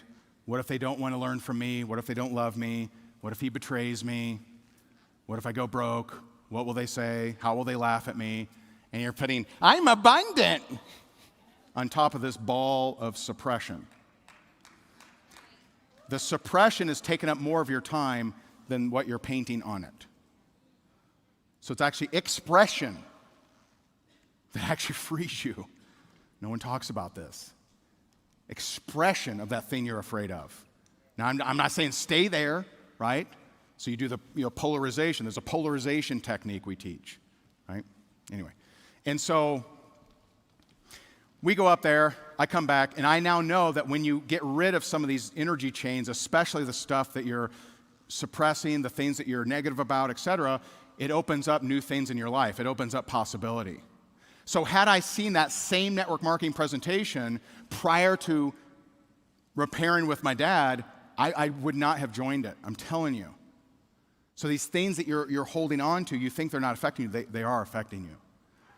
And so first time I tell this story, I'm in Myrtle Beach. I got asked to come up there and do an opportunity and a training.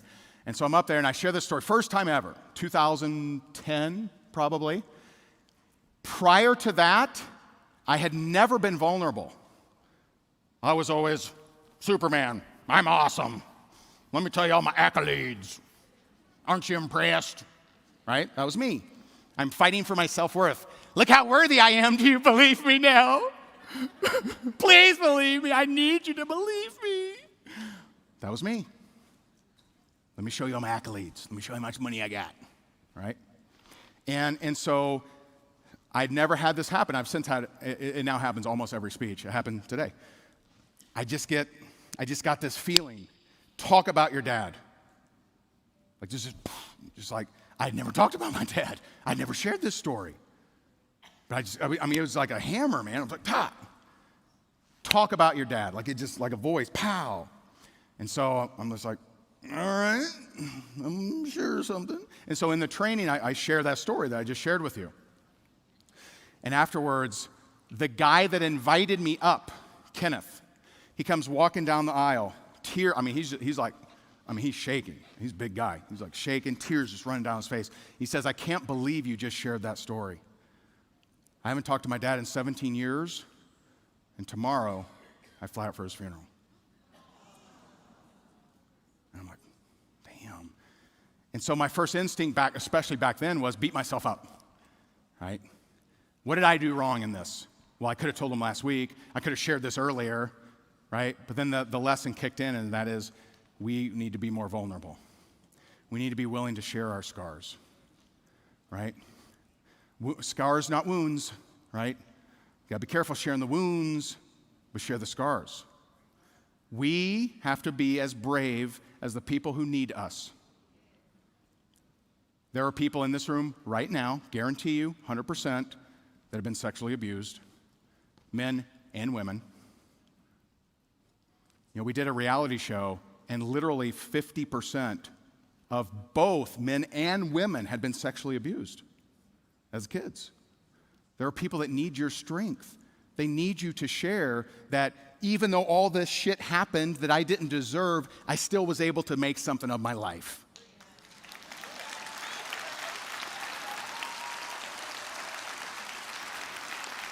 We have to be as brave as the people who need us, which is going to make us uncomfortable. I'm not saying it's easy. The hardest thing you'll do is not the prospecting, it's not the marketing, it's not the TikToks. It's that understanding you, because you have these bioweapons against you. You have these things that are trying to stop you. They don't want you to figure it out. And you're in one of the two categories, guarantee you. You're either hustling for your worth, right? And nothing is good enough, is it? Right? Nothing is good enough. I'll just hustle harder. I'll get the bigger trophy. That'll make me feel good. It won't. It won't. There are people who make $100 million a year. Right? They're not happy. Now, don't get the wrong conclusion. Doesn't mean money equals unhappiness, because poverty certainly doesn't equal happiness. Right? They're not the same, right? Different. They're just built different. That's a different coping mechanism. That's what I had.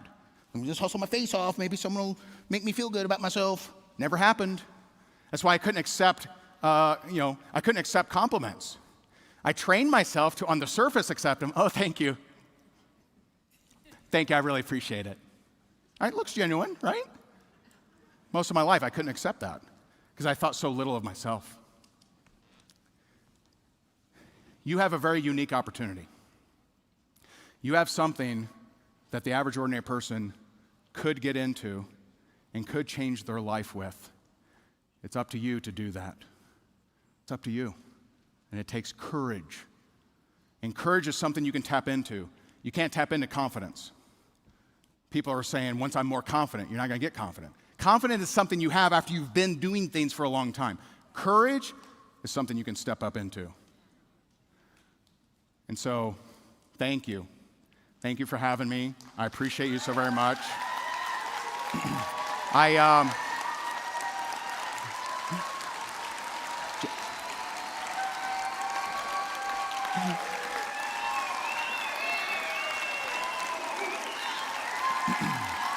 you. Thank you. Thank you. Appreciate it. Thank you. So, we have a table. Little earbud. Ray, you're supposed to pitch him something. We do have a table of resources. I do think they would help you. We have them on a really, really massive discount. It's normally over $500. It's for $27. I'll be out there taking pictures with you. Thank you so much. I really appreciate it. Thank you.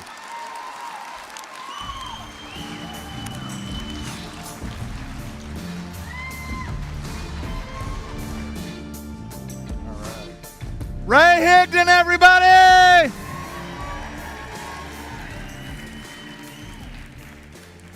Was that good or what?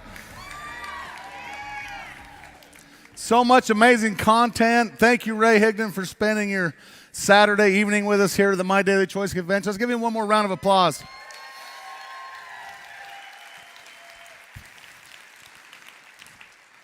Did you all notice, like, he had his jacket on with the H right here? Yeah? Branding, right? And all I could think was, like, I might not be the right person to give Ray advice, but I feel like if he had an H on his belt buckle, that I'd be going places, yeah? Give Ray Higdon another round of applause. Incredible guy.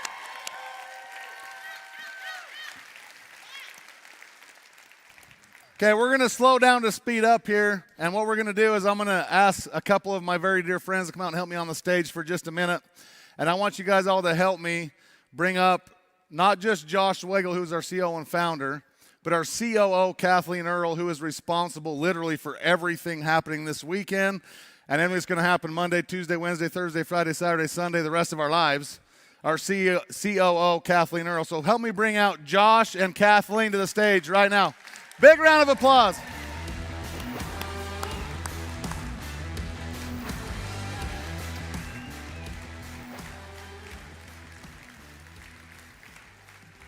So, how many of y'all been to a road show before? Well, I'll be. That's everybody. And I've said 100 times at these road shows, My Daily Choice is not perfect. We're just better.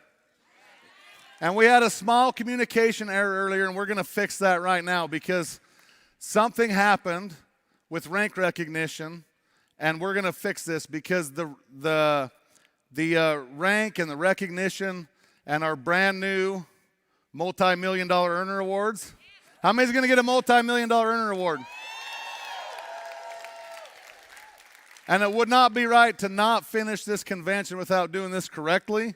because the gal that's going to come up here and receive her award is literally one of the best of the people in this industry I've ever met in my life. And I think it's only right that we give her time to come up and receive her award. So Miss Judy Stallings, please come up here. We love you. Come on up.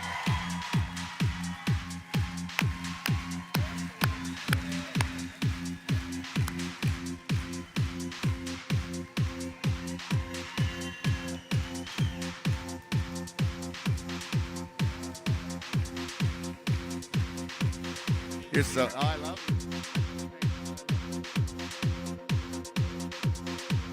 Give it up for Judy Stallings!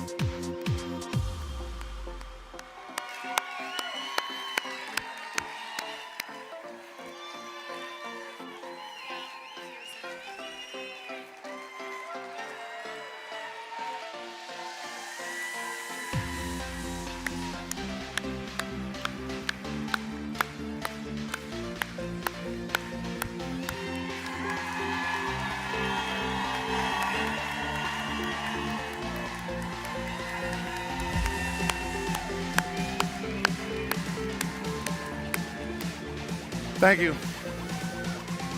Yeah, just head down that way.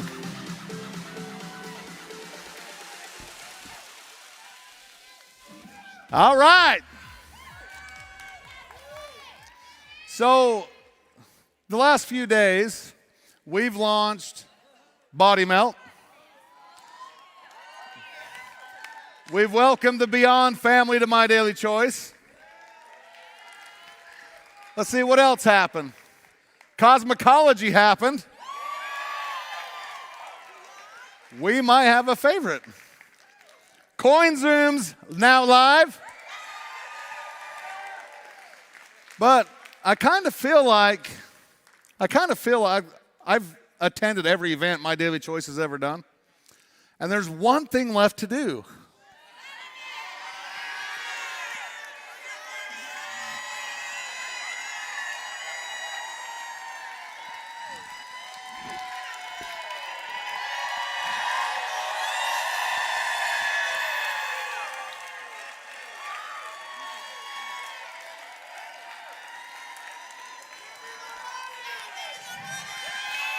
What?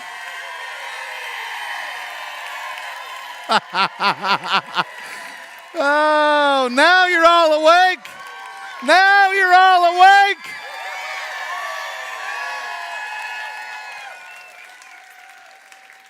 So I have some incredible friends. Some people call them Chris and Ben. I call them VP and VP. Sometimes of just each other. No, I'm kidding.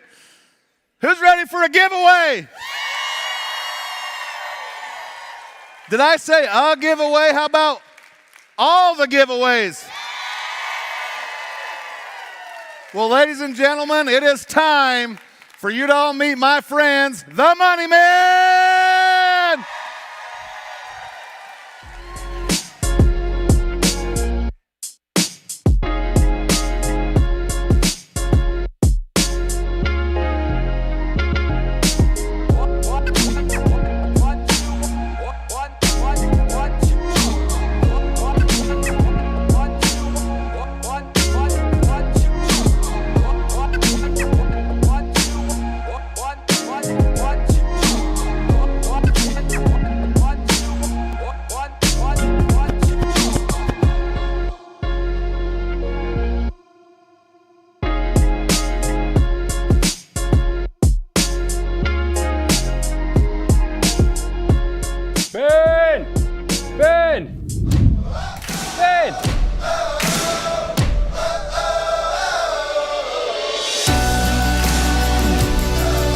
Bro, how'd you get ready already? I'm always ready. Man, you forgot your bow tie. Let's go. All right, let's go.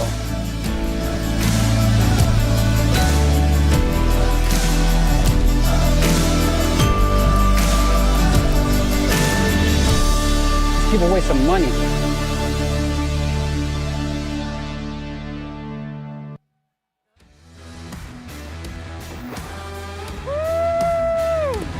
All right, Las Vegas! Woo!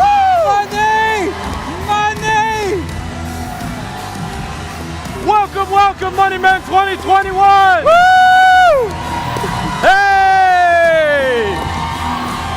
Hey! All right!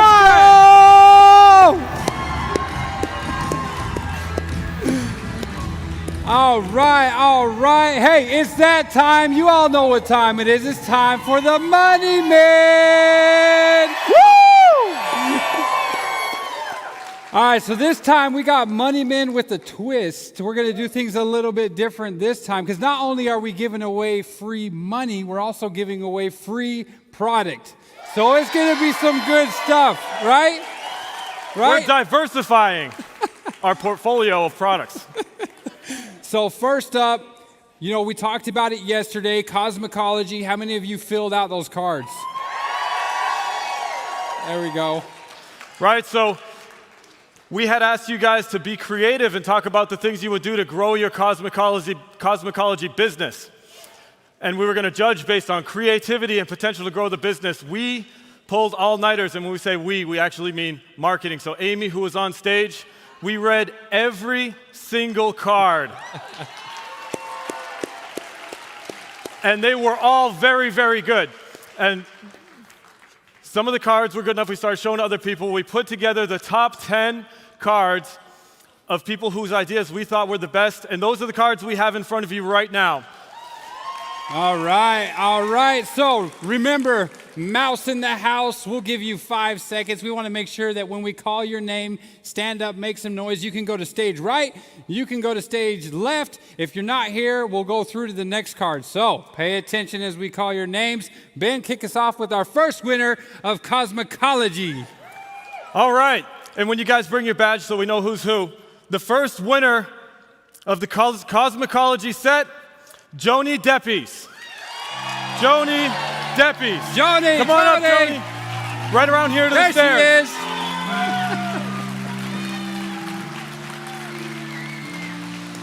Woo!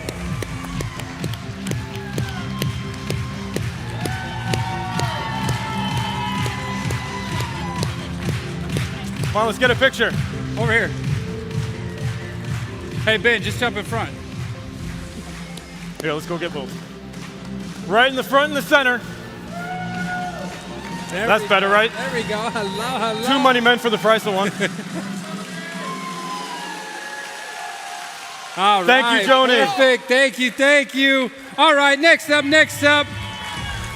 Let's see. We have Carrie Moncrief. Carrie Moncrief, where you at? Where you at, Carrie? There she is.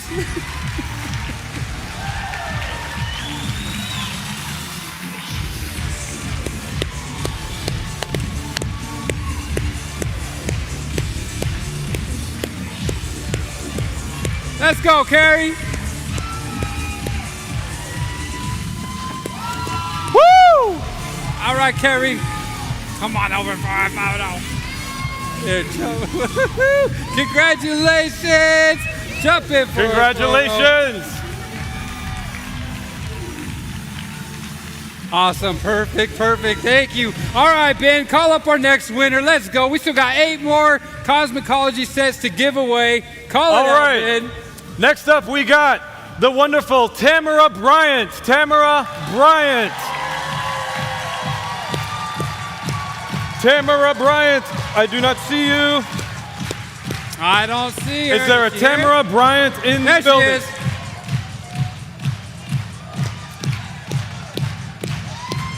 Woo!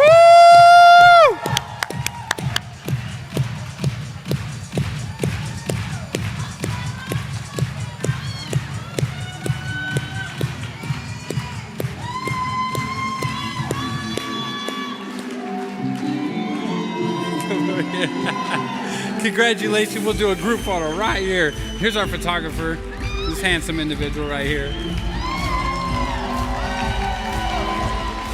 Thank you, thank you. All right, thank you, congratulations. All right, next up we have Hillary Hep. Hillary Hep? Hip, hip, hip. Where you at, Hillary? There she is.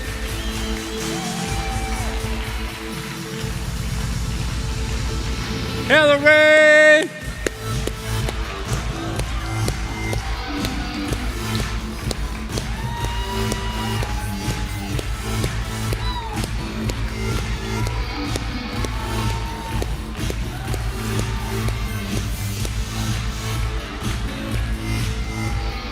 It's heavy, right? Hey, congratulations. Look right here. This is it. All right, let's get some picture. Awesome. Thank you. Thank All you. right, Ben, rest up. Next up, here we go. All right, next up, we got Harley Jackson. Harley Jackson.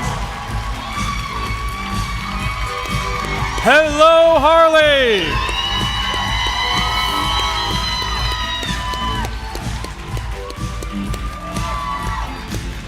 Woo!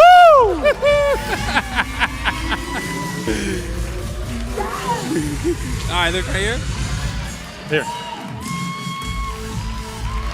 Perfect, perfect. All right, let's keep it going. Next up, we have Don Renee. Don Renee. Don, are you in the house? Yep. Is that her running? She's running fast. I She's think that's fast. her. There she is. No, Don? No, Don? No. All right, I don't see Don, so we'll jump to the next card. No, Don? Nope. Okay, next up, we have Dinzy Muse.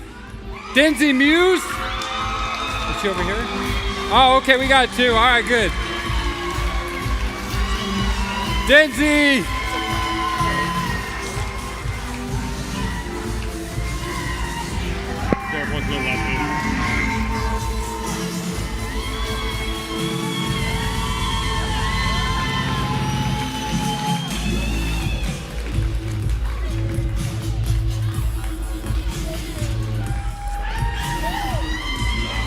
Congratulations.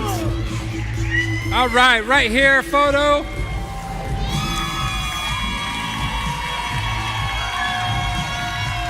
Right, thank you. Thank you.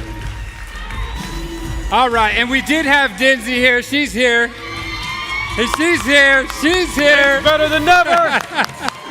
Woo! All right, Don. All right, come on over here for a photo. Congratulations. Thank you. Right here. We'll just come right Here, here. let's go right over here in the There center. you go.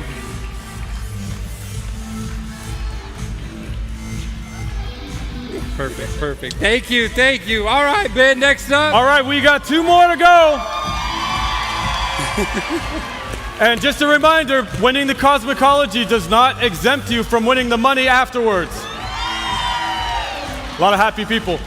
Next up, we got Jessica Isaacs. Jessica Isaacs. Hey, I only got one more to read, so you want to read it because you have two more, right? Oh yeah, just go. Yes, because I only have one more left. I got one now. Hello.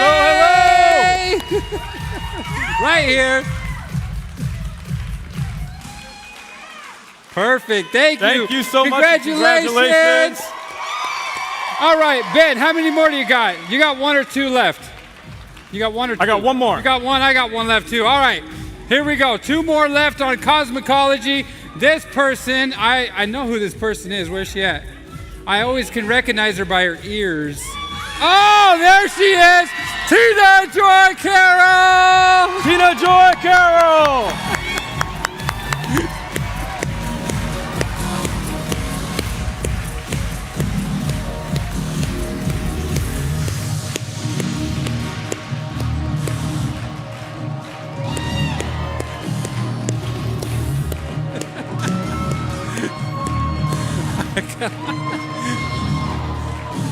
Hey!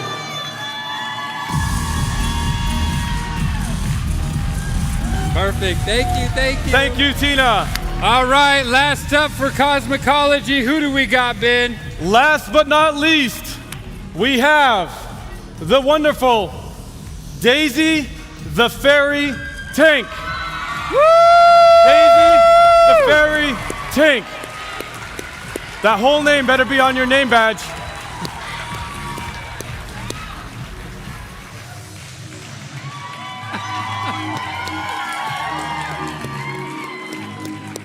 Congratulations, Daisy. Hello.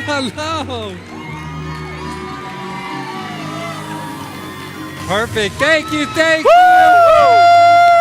All right, big applause for our 10 winners for cosmetology. Woohoo! All right, next up, we have more product giveaways. Everybody loves chocolate, so how about we give away some Beyond Chocolate? Who's We're excited doing a little for bit of chocolate. Healthy chocolate.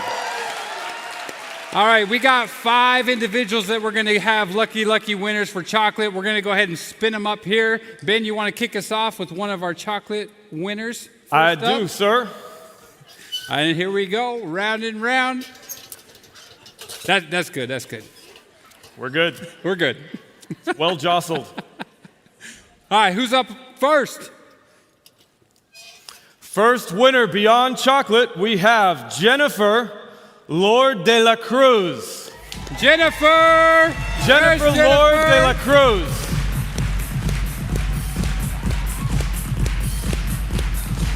Do we have a Jennifer Lord de la Cruz?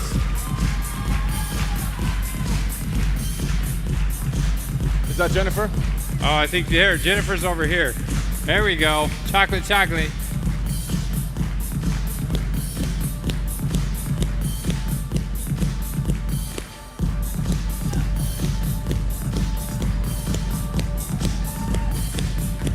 Hey, Jennifer. Of course, that right here. Congratulations, Jennifer. Congratulations. Thank you. Right here. You will be eating well tonight. I love chocolate. She loves chocolate. Don't we all? All right, thank you. All right, I already spun this up. Let's see who the next individual is. All right, next individual for chocolate is Laquita Franklin. Laquita Franklin, are you in the house for some chocolate? Laquita? There she is. There she is. All right.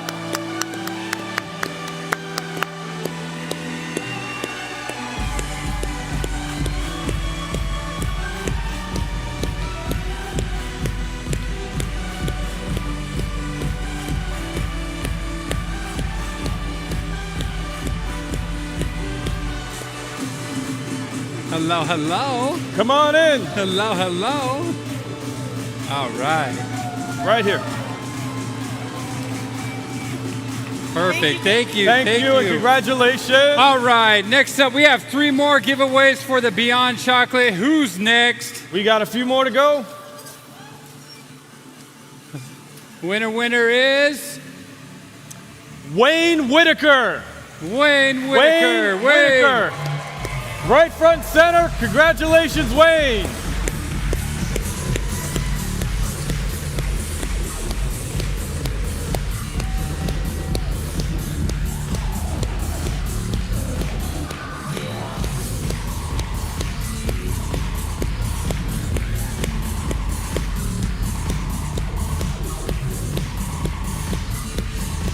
Come on over. Whoa. All right. Congratulations. What's up, bud? Let's look at this guy right here. Buddy. Awesome. All right, Congratulations. congratulations. Enjoy. All right, next up, let's get another name. Oh, this one dropped right out for me. All right, we have Karen Beveridge. Karen, are you in the house? Karen Beveridge. There she is. Hey, Karen. Hey, how many is that? One more. Karen, come and get some tasty chocolate.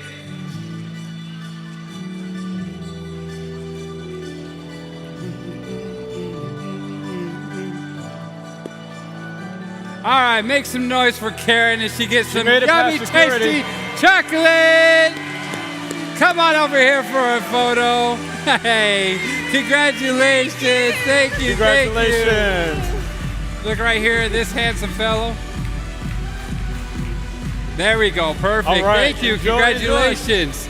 All right, Ben, spin All right, it we up for got our one last more winner of For chocolate. Beyond Chocolate.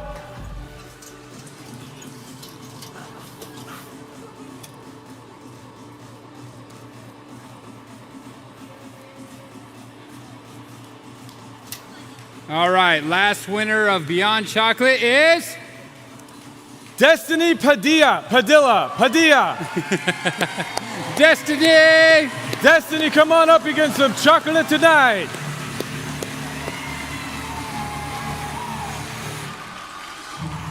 Woo!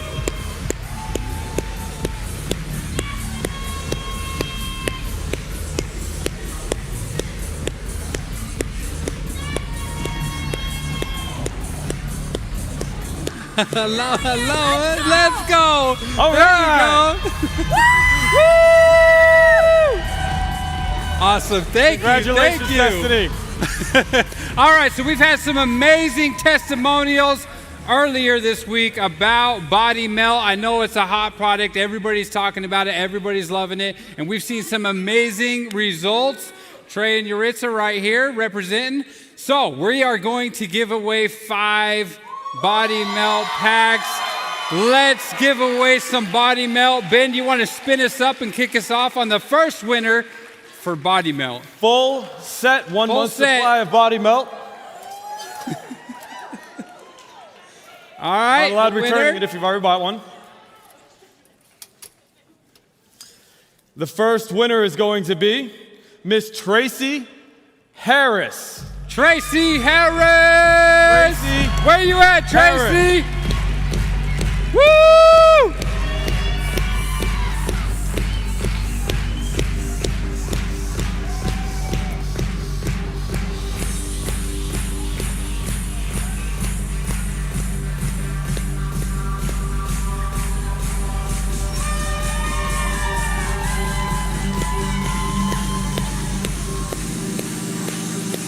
All right, Tracy, congratulations. Congratulations! All right, look One right full here. product line of Body Melt.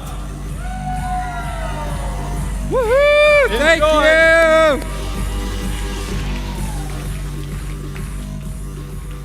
you. All right, next up for another full set of Body Melt is Sherry Perez.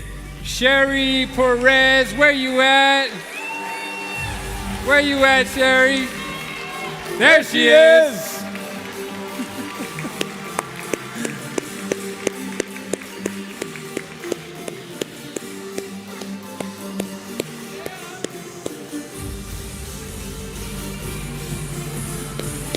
Woo!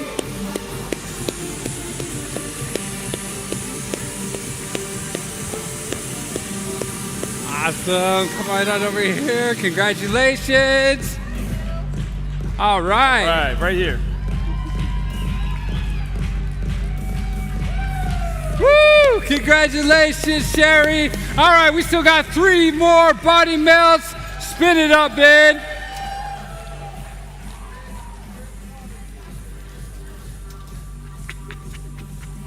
Next up, we got Bestriz Elvira Cisneros Pineda. That might be 2 people. That was good, Ben. That was good. Aha. There we go. There you go. Come on up, Bestriz.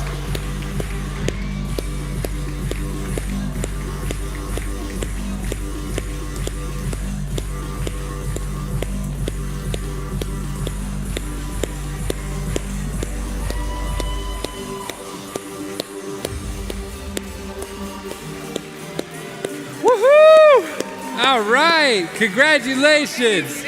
Awesome. That's right. Congratulations. Awesome. Perfect. Thank you. Thank you. All right. Next up, let's see who we got. All right. We still got 2 more Body Melt. Let's see who this one's going to be. If I can close the lid, I'll start. All right. Here we go. Here we go. Rudy Williams. Rudy. Where you at, Rudy? Rudy Williams in the house. Do we see a Rudy? No, no, no. No Rudy? 2 more. Any Rudy? Last call for Rudy? All right, we're skipping Rudy. I'm sorry, Rudy. All right, next one up is Kim Hollenshed. Kim, where you at, Kim? Woo! Kim, where you at?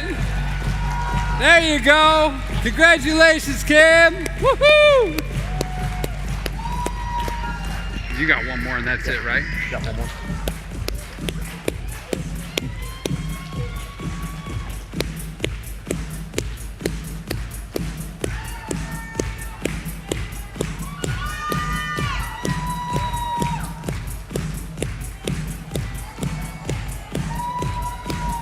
Woohoo! There you go. It's heavy, but you won't be. Congratulations.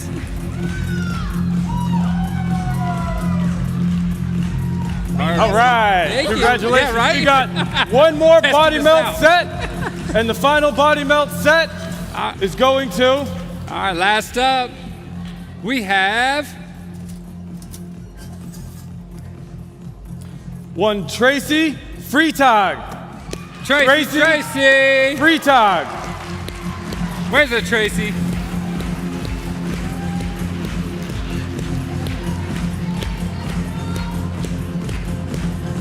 Is there a Tracy?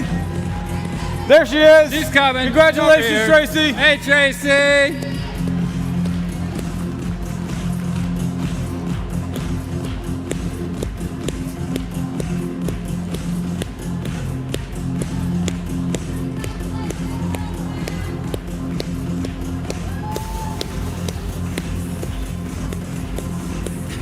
Hey, congratulations.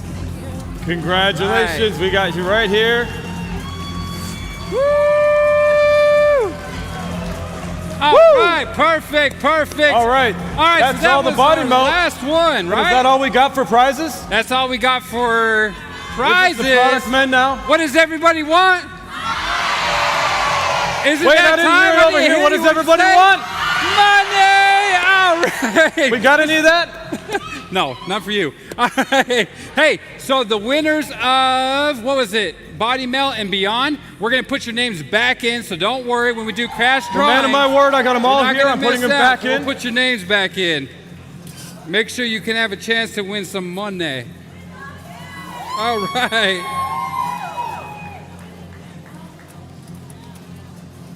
All right, names All right, are we got back every in. single attendee today inside one of these two wheels. All right, so what we're going to do to kick it off, you see the briefcases here, you see the tables here. So we're going to start off with each one of these cases. These first four have $1,000 in them. What we're going to do is we're going to call up a winner. You're going to come on up. We'll give you your briefcase of $1,000, fan it out, make some noise, get a photo, and we'll keep moving up the chain and to see who all of our winners are of We'll these see how high it phenomenal goes. money briefcases. So first up of $1,000 is going to be, spin it up, Ben. All right. Make some noise. Let's give away some $1,000 money. on the line. Here we go.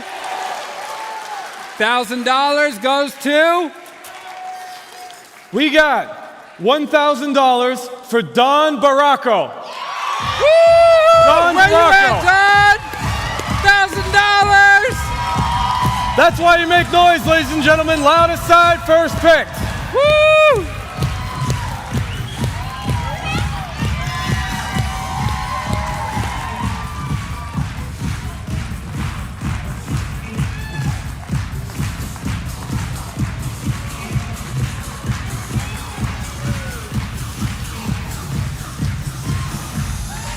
All right.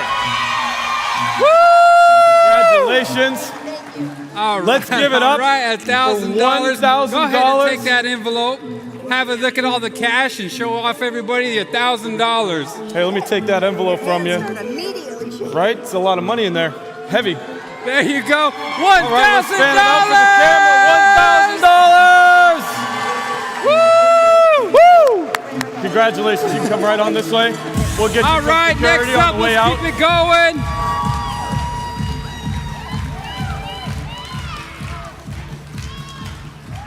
All right. Next $1,000.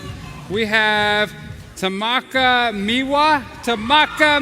I probably said it wrong, but I can hear you shouting. Where you at? Where you All at? right. There she is. Woo!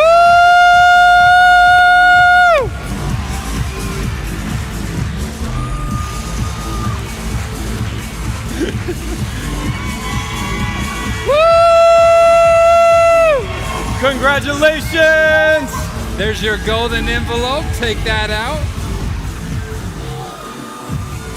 Here, I'll take the envelope. Fan it out. Show everybody. There we go. $1,000.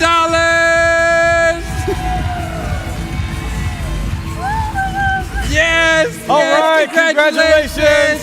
Woo! All right, next up, let's do number 3 for $1,000. Spin it up. We got another $1,000. The lucky winner is... And we got a name card, which is Mr. Dennis Broughton. Dennis. Dennis, are you in the house? Do we have a Where's Dennis? it? I don't see you. Where are you? No, don't see. Nobody. Nope. Spin it up Okay, again. I'm giving Ben. it 3, 2, 1. And Everybody, if you have friends that are not in here right now that are attending, get on the cell phone. Make sure they're in here because you got to be in the house. all right, next up, winner is... Tina, you are very lucky today. Why don't you come on up? You're the next winner. Tina Joy Carroll holding the money.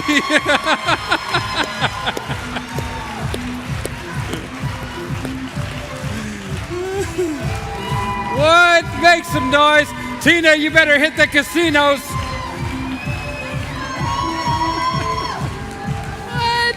What? There you go. Take the envelope. Hold the cash out. Stand over here for your photo. There you go. Smile for everybody. Congratulations on $1,000 and cosmecology. Oh my goodness. All right, let's see the fan. The mouse is in the house for sure. This is the mouse. Congratulations, Tina Joy Carroll. All right. What do we got? What? One more 1,000? All right, I forgot to count. All right, here we go. Another $1,000 winner. Here we go. And the winner of $1,000 goes to Cindy Tedmus. Cindy, where are you at, Cindy? Come on up, Cindy. Where are you at? There she is. Woo! Let's go, Cindy!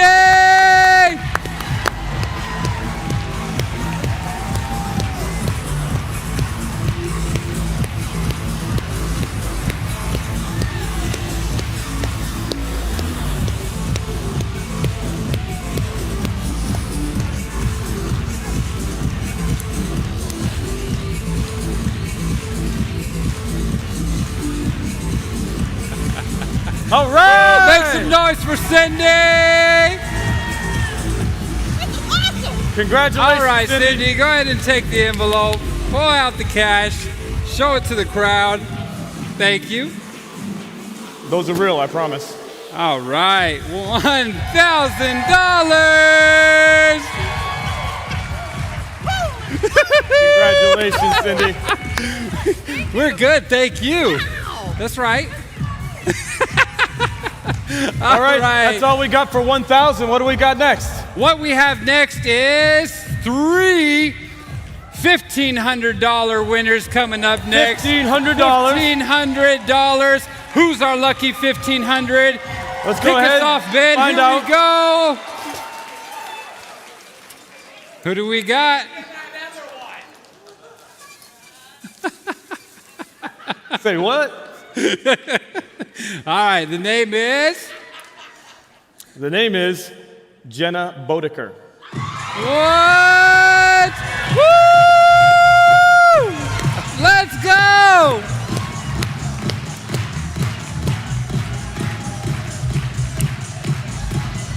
All right, Jenna. Let's go, Jenna. 1,500. 1,500 right here. Woo! Yeah! $1,500 right there for you. Go ahead and pull it out. Show everybody. Yo, I'll take this. $1,500 spinning yourself. Woo-hoo-hoo. There you go. Congratulations. Perfect. Congratulations. Thank you. Woo! All right. Here we go. Another $1,500 is going to go to. Oh, I'm spilling.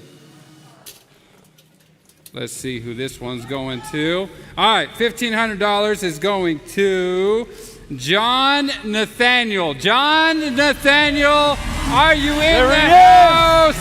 There's John. Let's go, John. Woo! $1,500. That's excitement.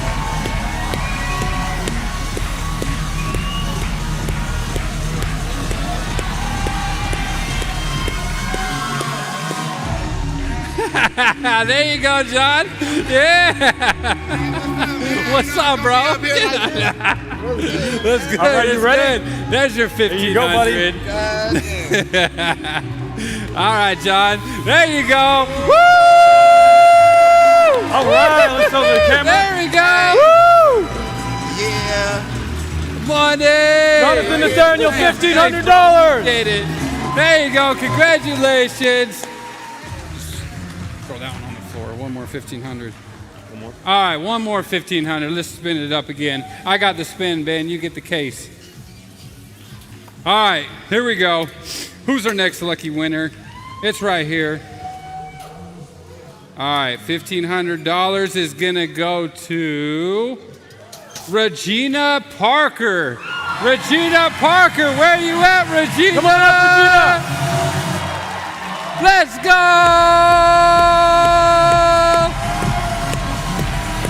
Woo!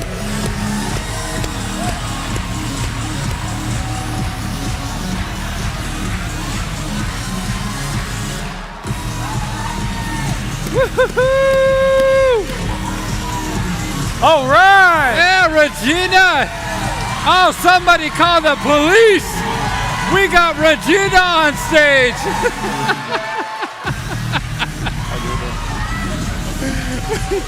Regina, congratulations. Regina! She brought her own security. Nobody's going to be taking this on the way out. Hey, oh my, here's your 1,500. We giving away so much money, they called the police on us, right? What's going on? There it is. There it is, 1,500. Congratulations. Show the camera. Yeah, right here, right here. There you go, there you go. I love it, I love it. Okay, you can go that way. Yeah, come on, You can go that way when it doesn't matter. Regina is so excited. I love it. Woo! Let it go, Regina. All right, we're down to our final two drawings.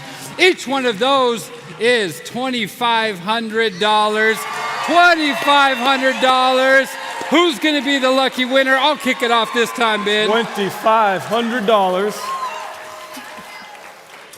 And the first winner Goes to, who's the lucky winner of $2,500? goes to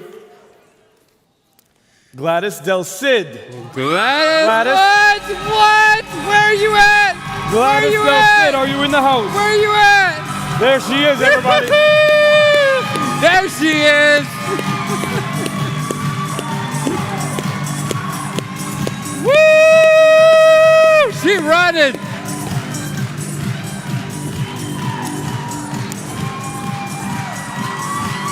Come on up. All right, $2,500 right there for you. Yeah, look at. Here, let me see. Look at all this money. All right, look at all that cash. Look at all this money right here. We got to cool her down. She's so hot. There, look at this. $2,500. Woo! Congratulations. Congratulations, Gladys. Congratulations. All right. All right. Last but not least, $2,500. We got one more case. Who's going to be the final winner? Let's see. Stephanie Burkholder. Stephanie Burkholder, are you in the house? Stephanie, where are you? There she is. All right, come on up, Stephanie. Hello, Stephanie. Woo!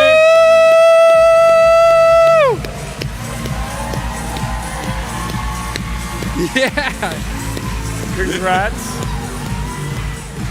Grab the case There bid. you go. We got the case. There you right go. here. Bring it on over. She wants her money.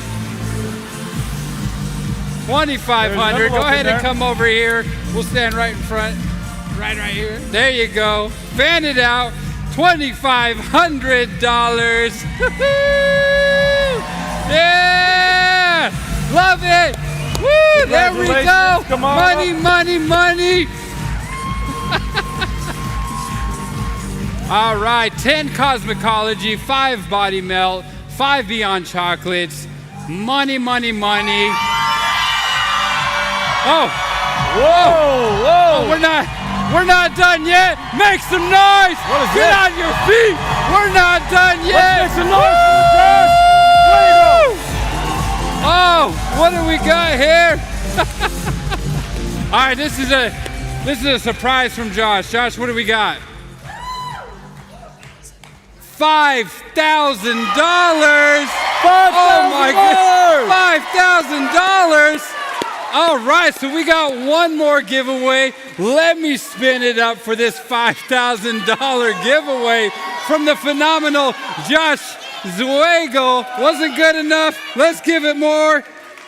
$5,000. Candace is telling me to say her name. Did you manifest it on this piece of paper? Let's see what we got. Jessica Bowser. Jessica, where are you at? Where are you at, Jessica? Jessica! Woo! $5,000!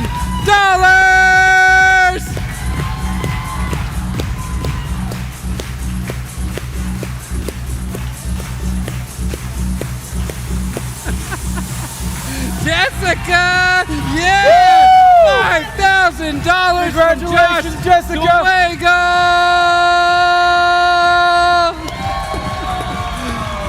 Woo!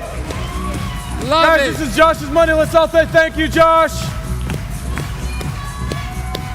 Love you, my daily choice. Thank you, each and every one of you. Until next time, the Money Men will see you again. Let's give it up one more time for all the winners and the money men. Give it up for them.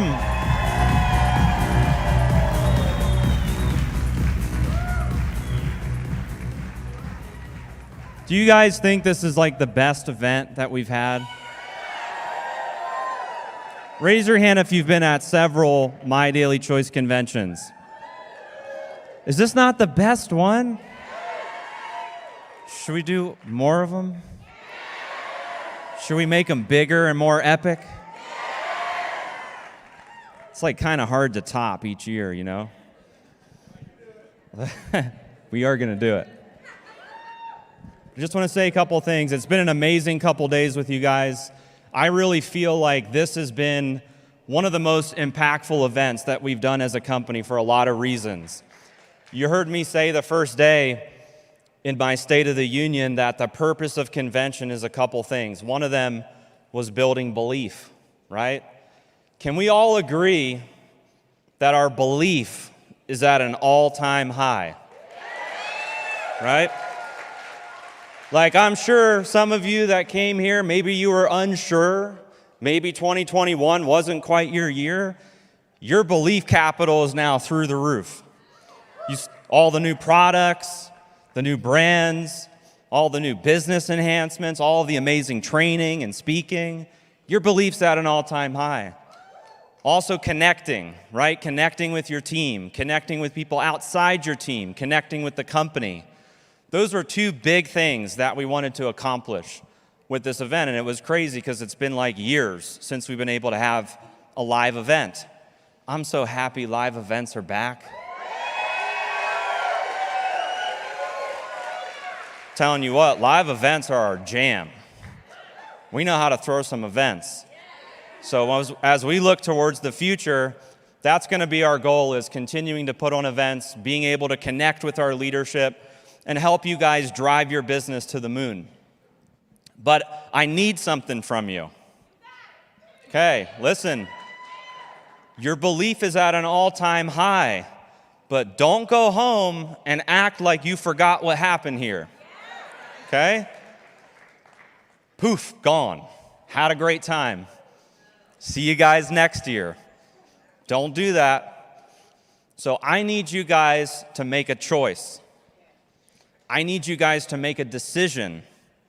And look, when you make a decision, you have to kill off the things in your life that are preventing you from getting to your goals. That's the difference between people that have goals that don't hit them and people that have goals that do hit them. It all starts with a choice. You have to decide. Whatever those bad habits are, whatever got you to where you don't want to be, that has to be gone. And the reason why we called this event Awakening was to help you create that awareness so you can step in to a new version of yourself. So I need your commitment that you guys are making that choice today. When you go home, you're going to take massive action in your business. Not a week later, not 2 weeks later. It starts tonight. You better get your list ready. You start preparing. We got a little break.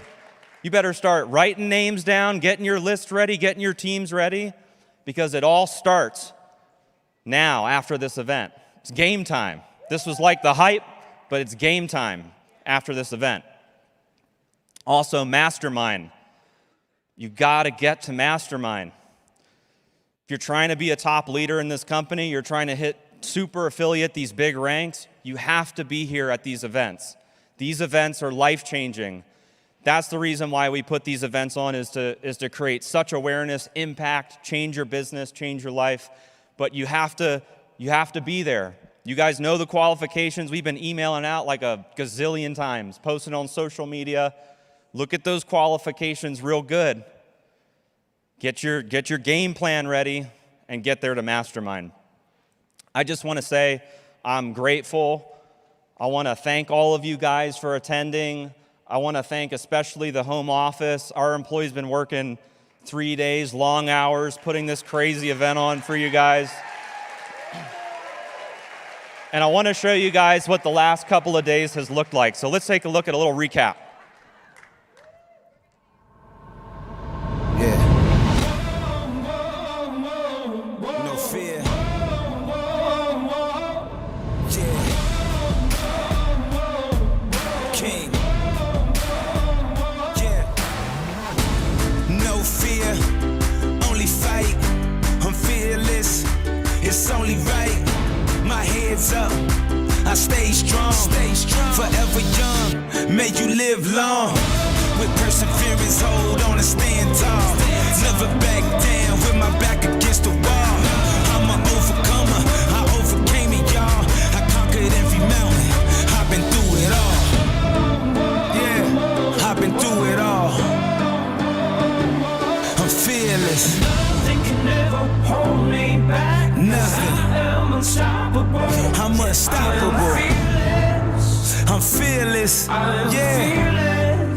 I'm fearless, you know. I'm courageous. Yeah. I'm strong. I'm strong. I am unbreakable.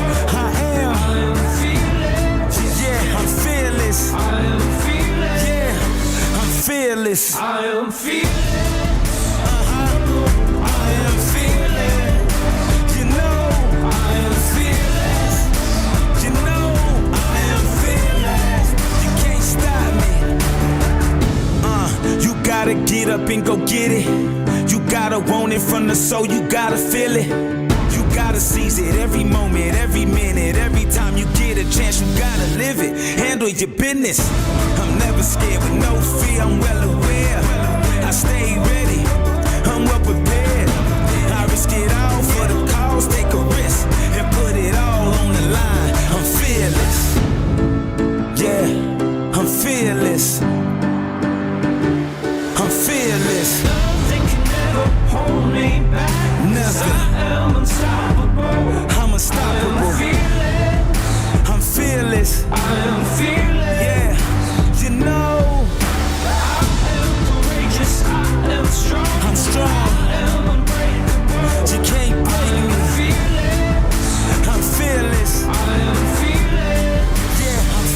fearless. I am fearless. Yeah, I'm fearless. I am fearless.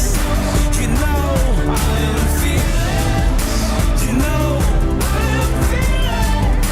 I'm fearless. Yeah, I'm fearless.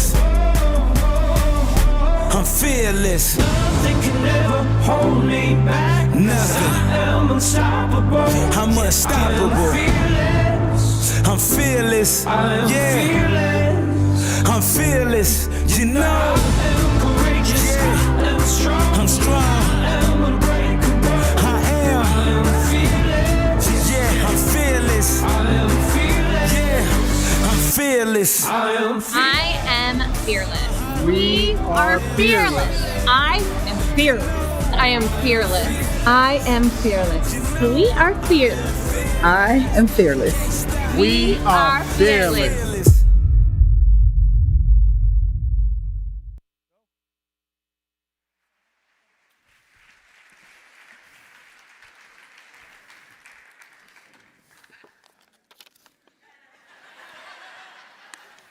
Somebody took my money. What do you think, my daily choice? Woo! We have arrived. As we wrap up Awakening and our 5th annual My Daily Choice convention, we cannot do this without bringing out some incredible people. I hope you understand these events cost a ton of money. Way more than what all of our ticket prices include and live stream. And I think it's only fair because our CEOs and founders believe in us enough to make that investment into us that we bring them out one last time. So stand up and bring out our CEO and founders, Josh and Jenna Zweigel, one last time.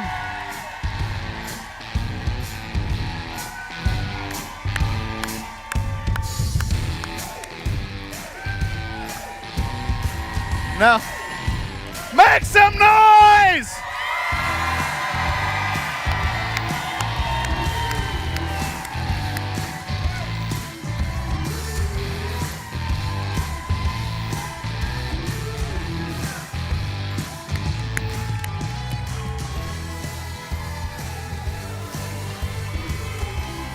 Josh and Jenna Zweigel, everybody!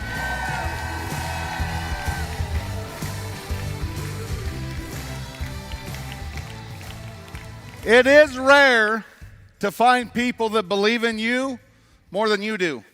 And both of those individuals believe in all of you more than you do. So as we wrap up tonight and we bring Awakening to a close, first I want to congratulate everybody that's in this room for making the sacrifice, for finding the babysitters, for taking the days off of work, for being here and investing in yourselves so you can be the best you as we leave here tonight from My Daily Choices Awakening Convention. Give all yourselves a round of applause.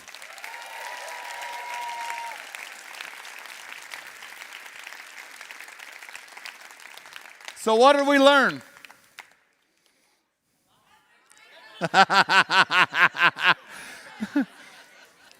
I can't keep up. That's way more than I learned. You guys are awesome. One day at a time, that's right. So here's the deal. We started off with welcoming the Beyond brand to My Daily Choice. Give Beyond a huge round of applause.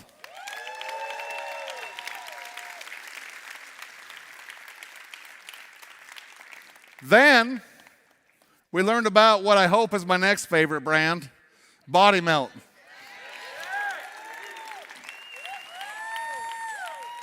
Stay tuned, everybody. I've been challenged. Then we learned about what? Cosmecology and CoinZoom. Who's fired up about that? I know Todd is. I know Robert is. I haven't forgot anything, sis. That's my daughter. She's like, Dad, listen. Mantra Spa.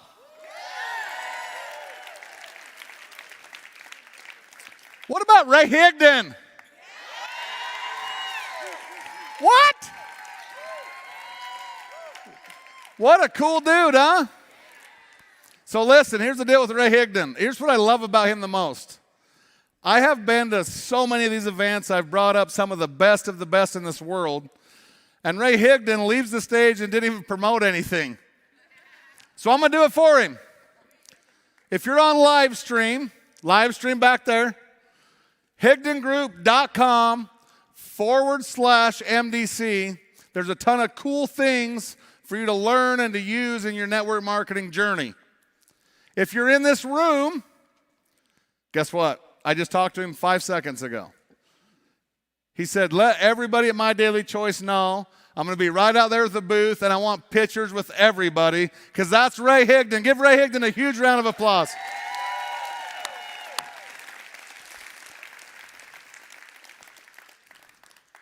And I know what kind of, like, is everybody like feeling like, oh, awakening's over? No. We have a glow party. Who wants to party? We have this cool guy. His name's like Mike Love.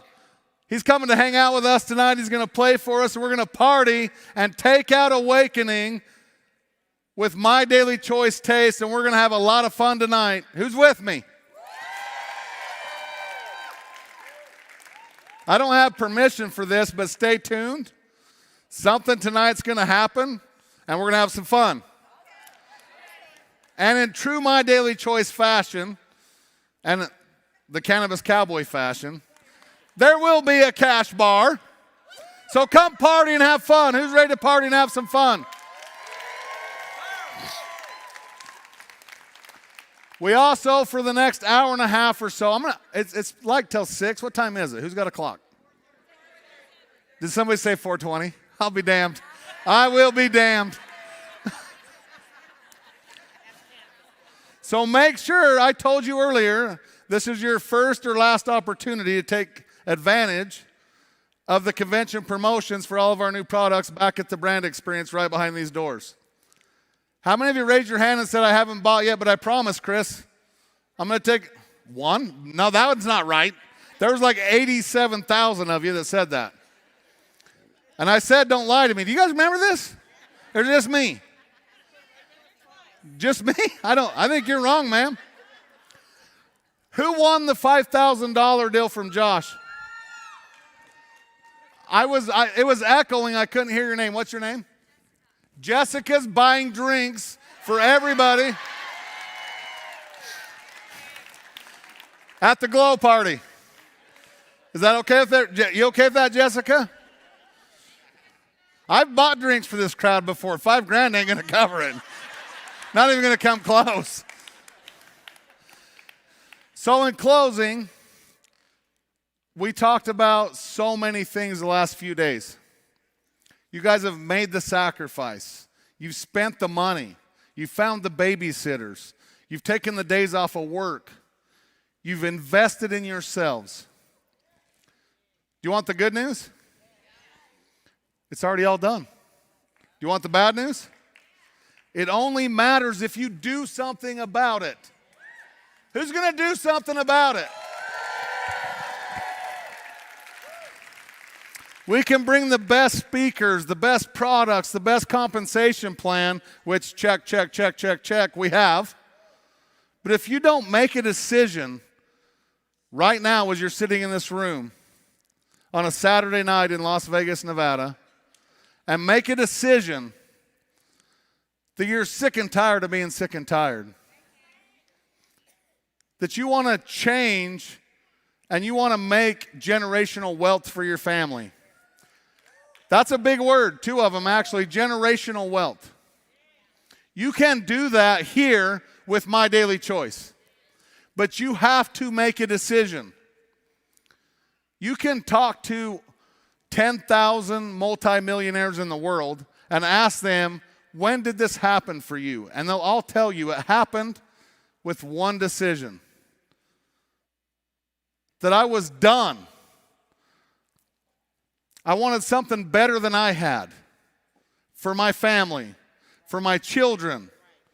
You guys understand that everybody living under your roof and the roofs of your generations to come depend on what happens when you leave this room tonight. You can make it or break it right here. But you have to make a decision. Who wants to make a decision with me right now tonight that nothing's going to be the same after we leave Awakening right now?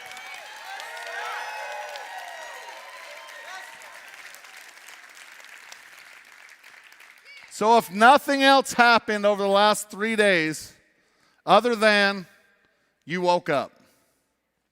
Who woke up? That's why it's Awakening. So welcome to your new life. Make that decision and let everybody know that depends on you. You got them. Do you have them? Well, let's go home and do something about it. We'll see y'all that's 8 o'clock. 8 o'clock at the Glow Party. Love you guys. We'll see you soon.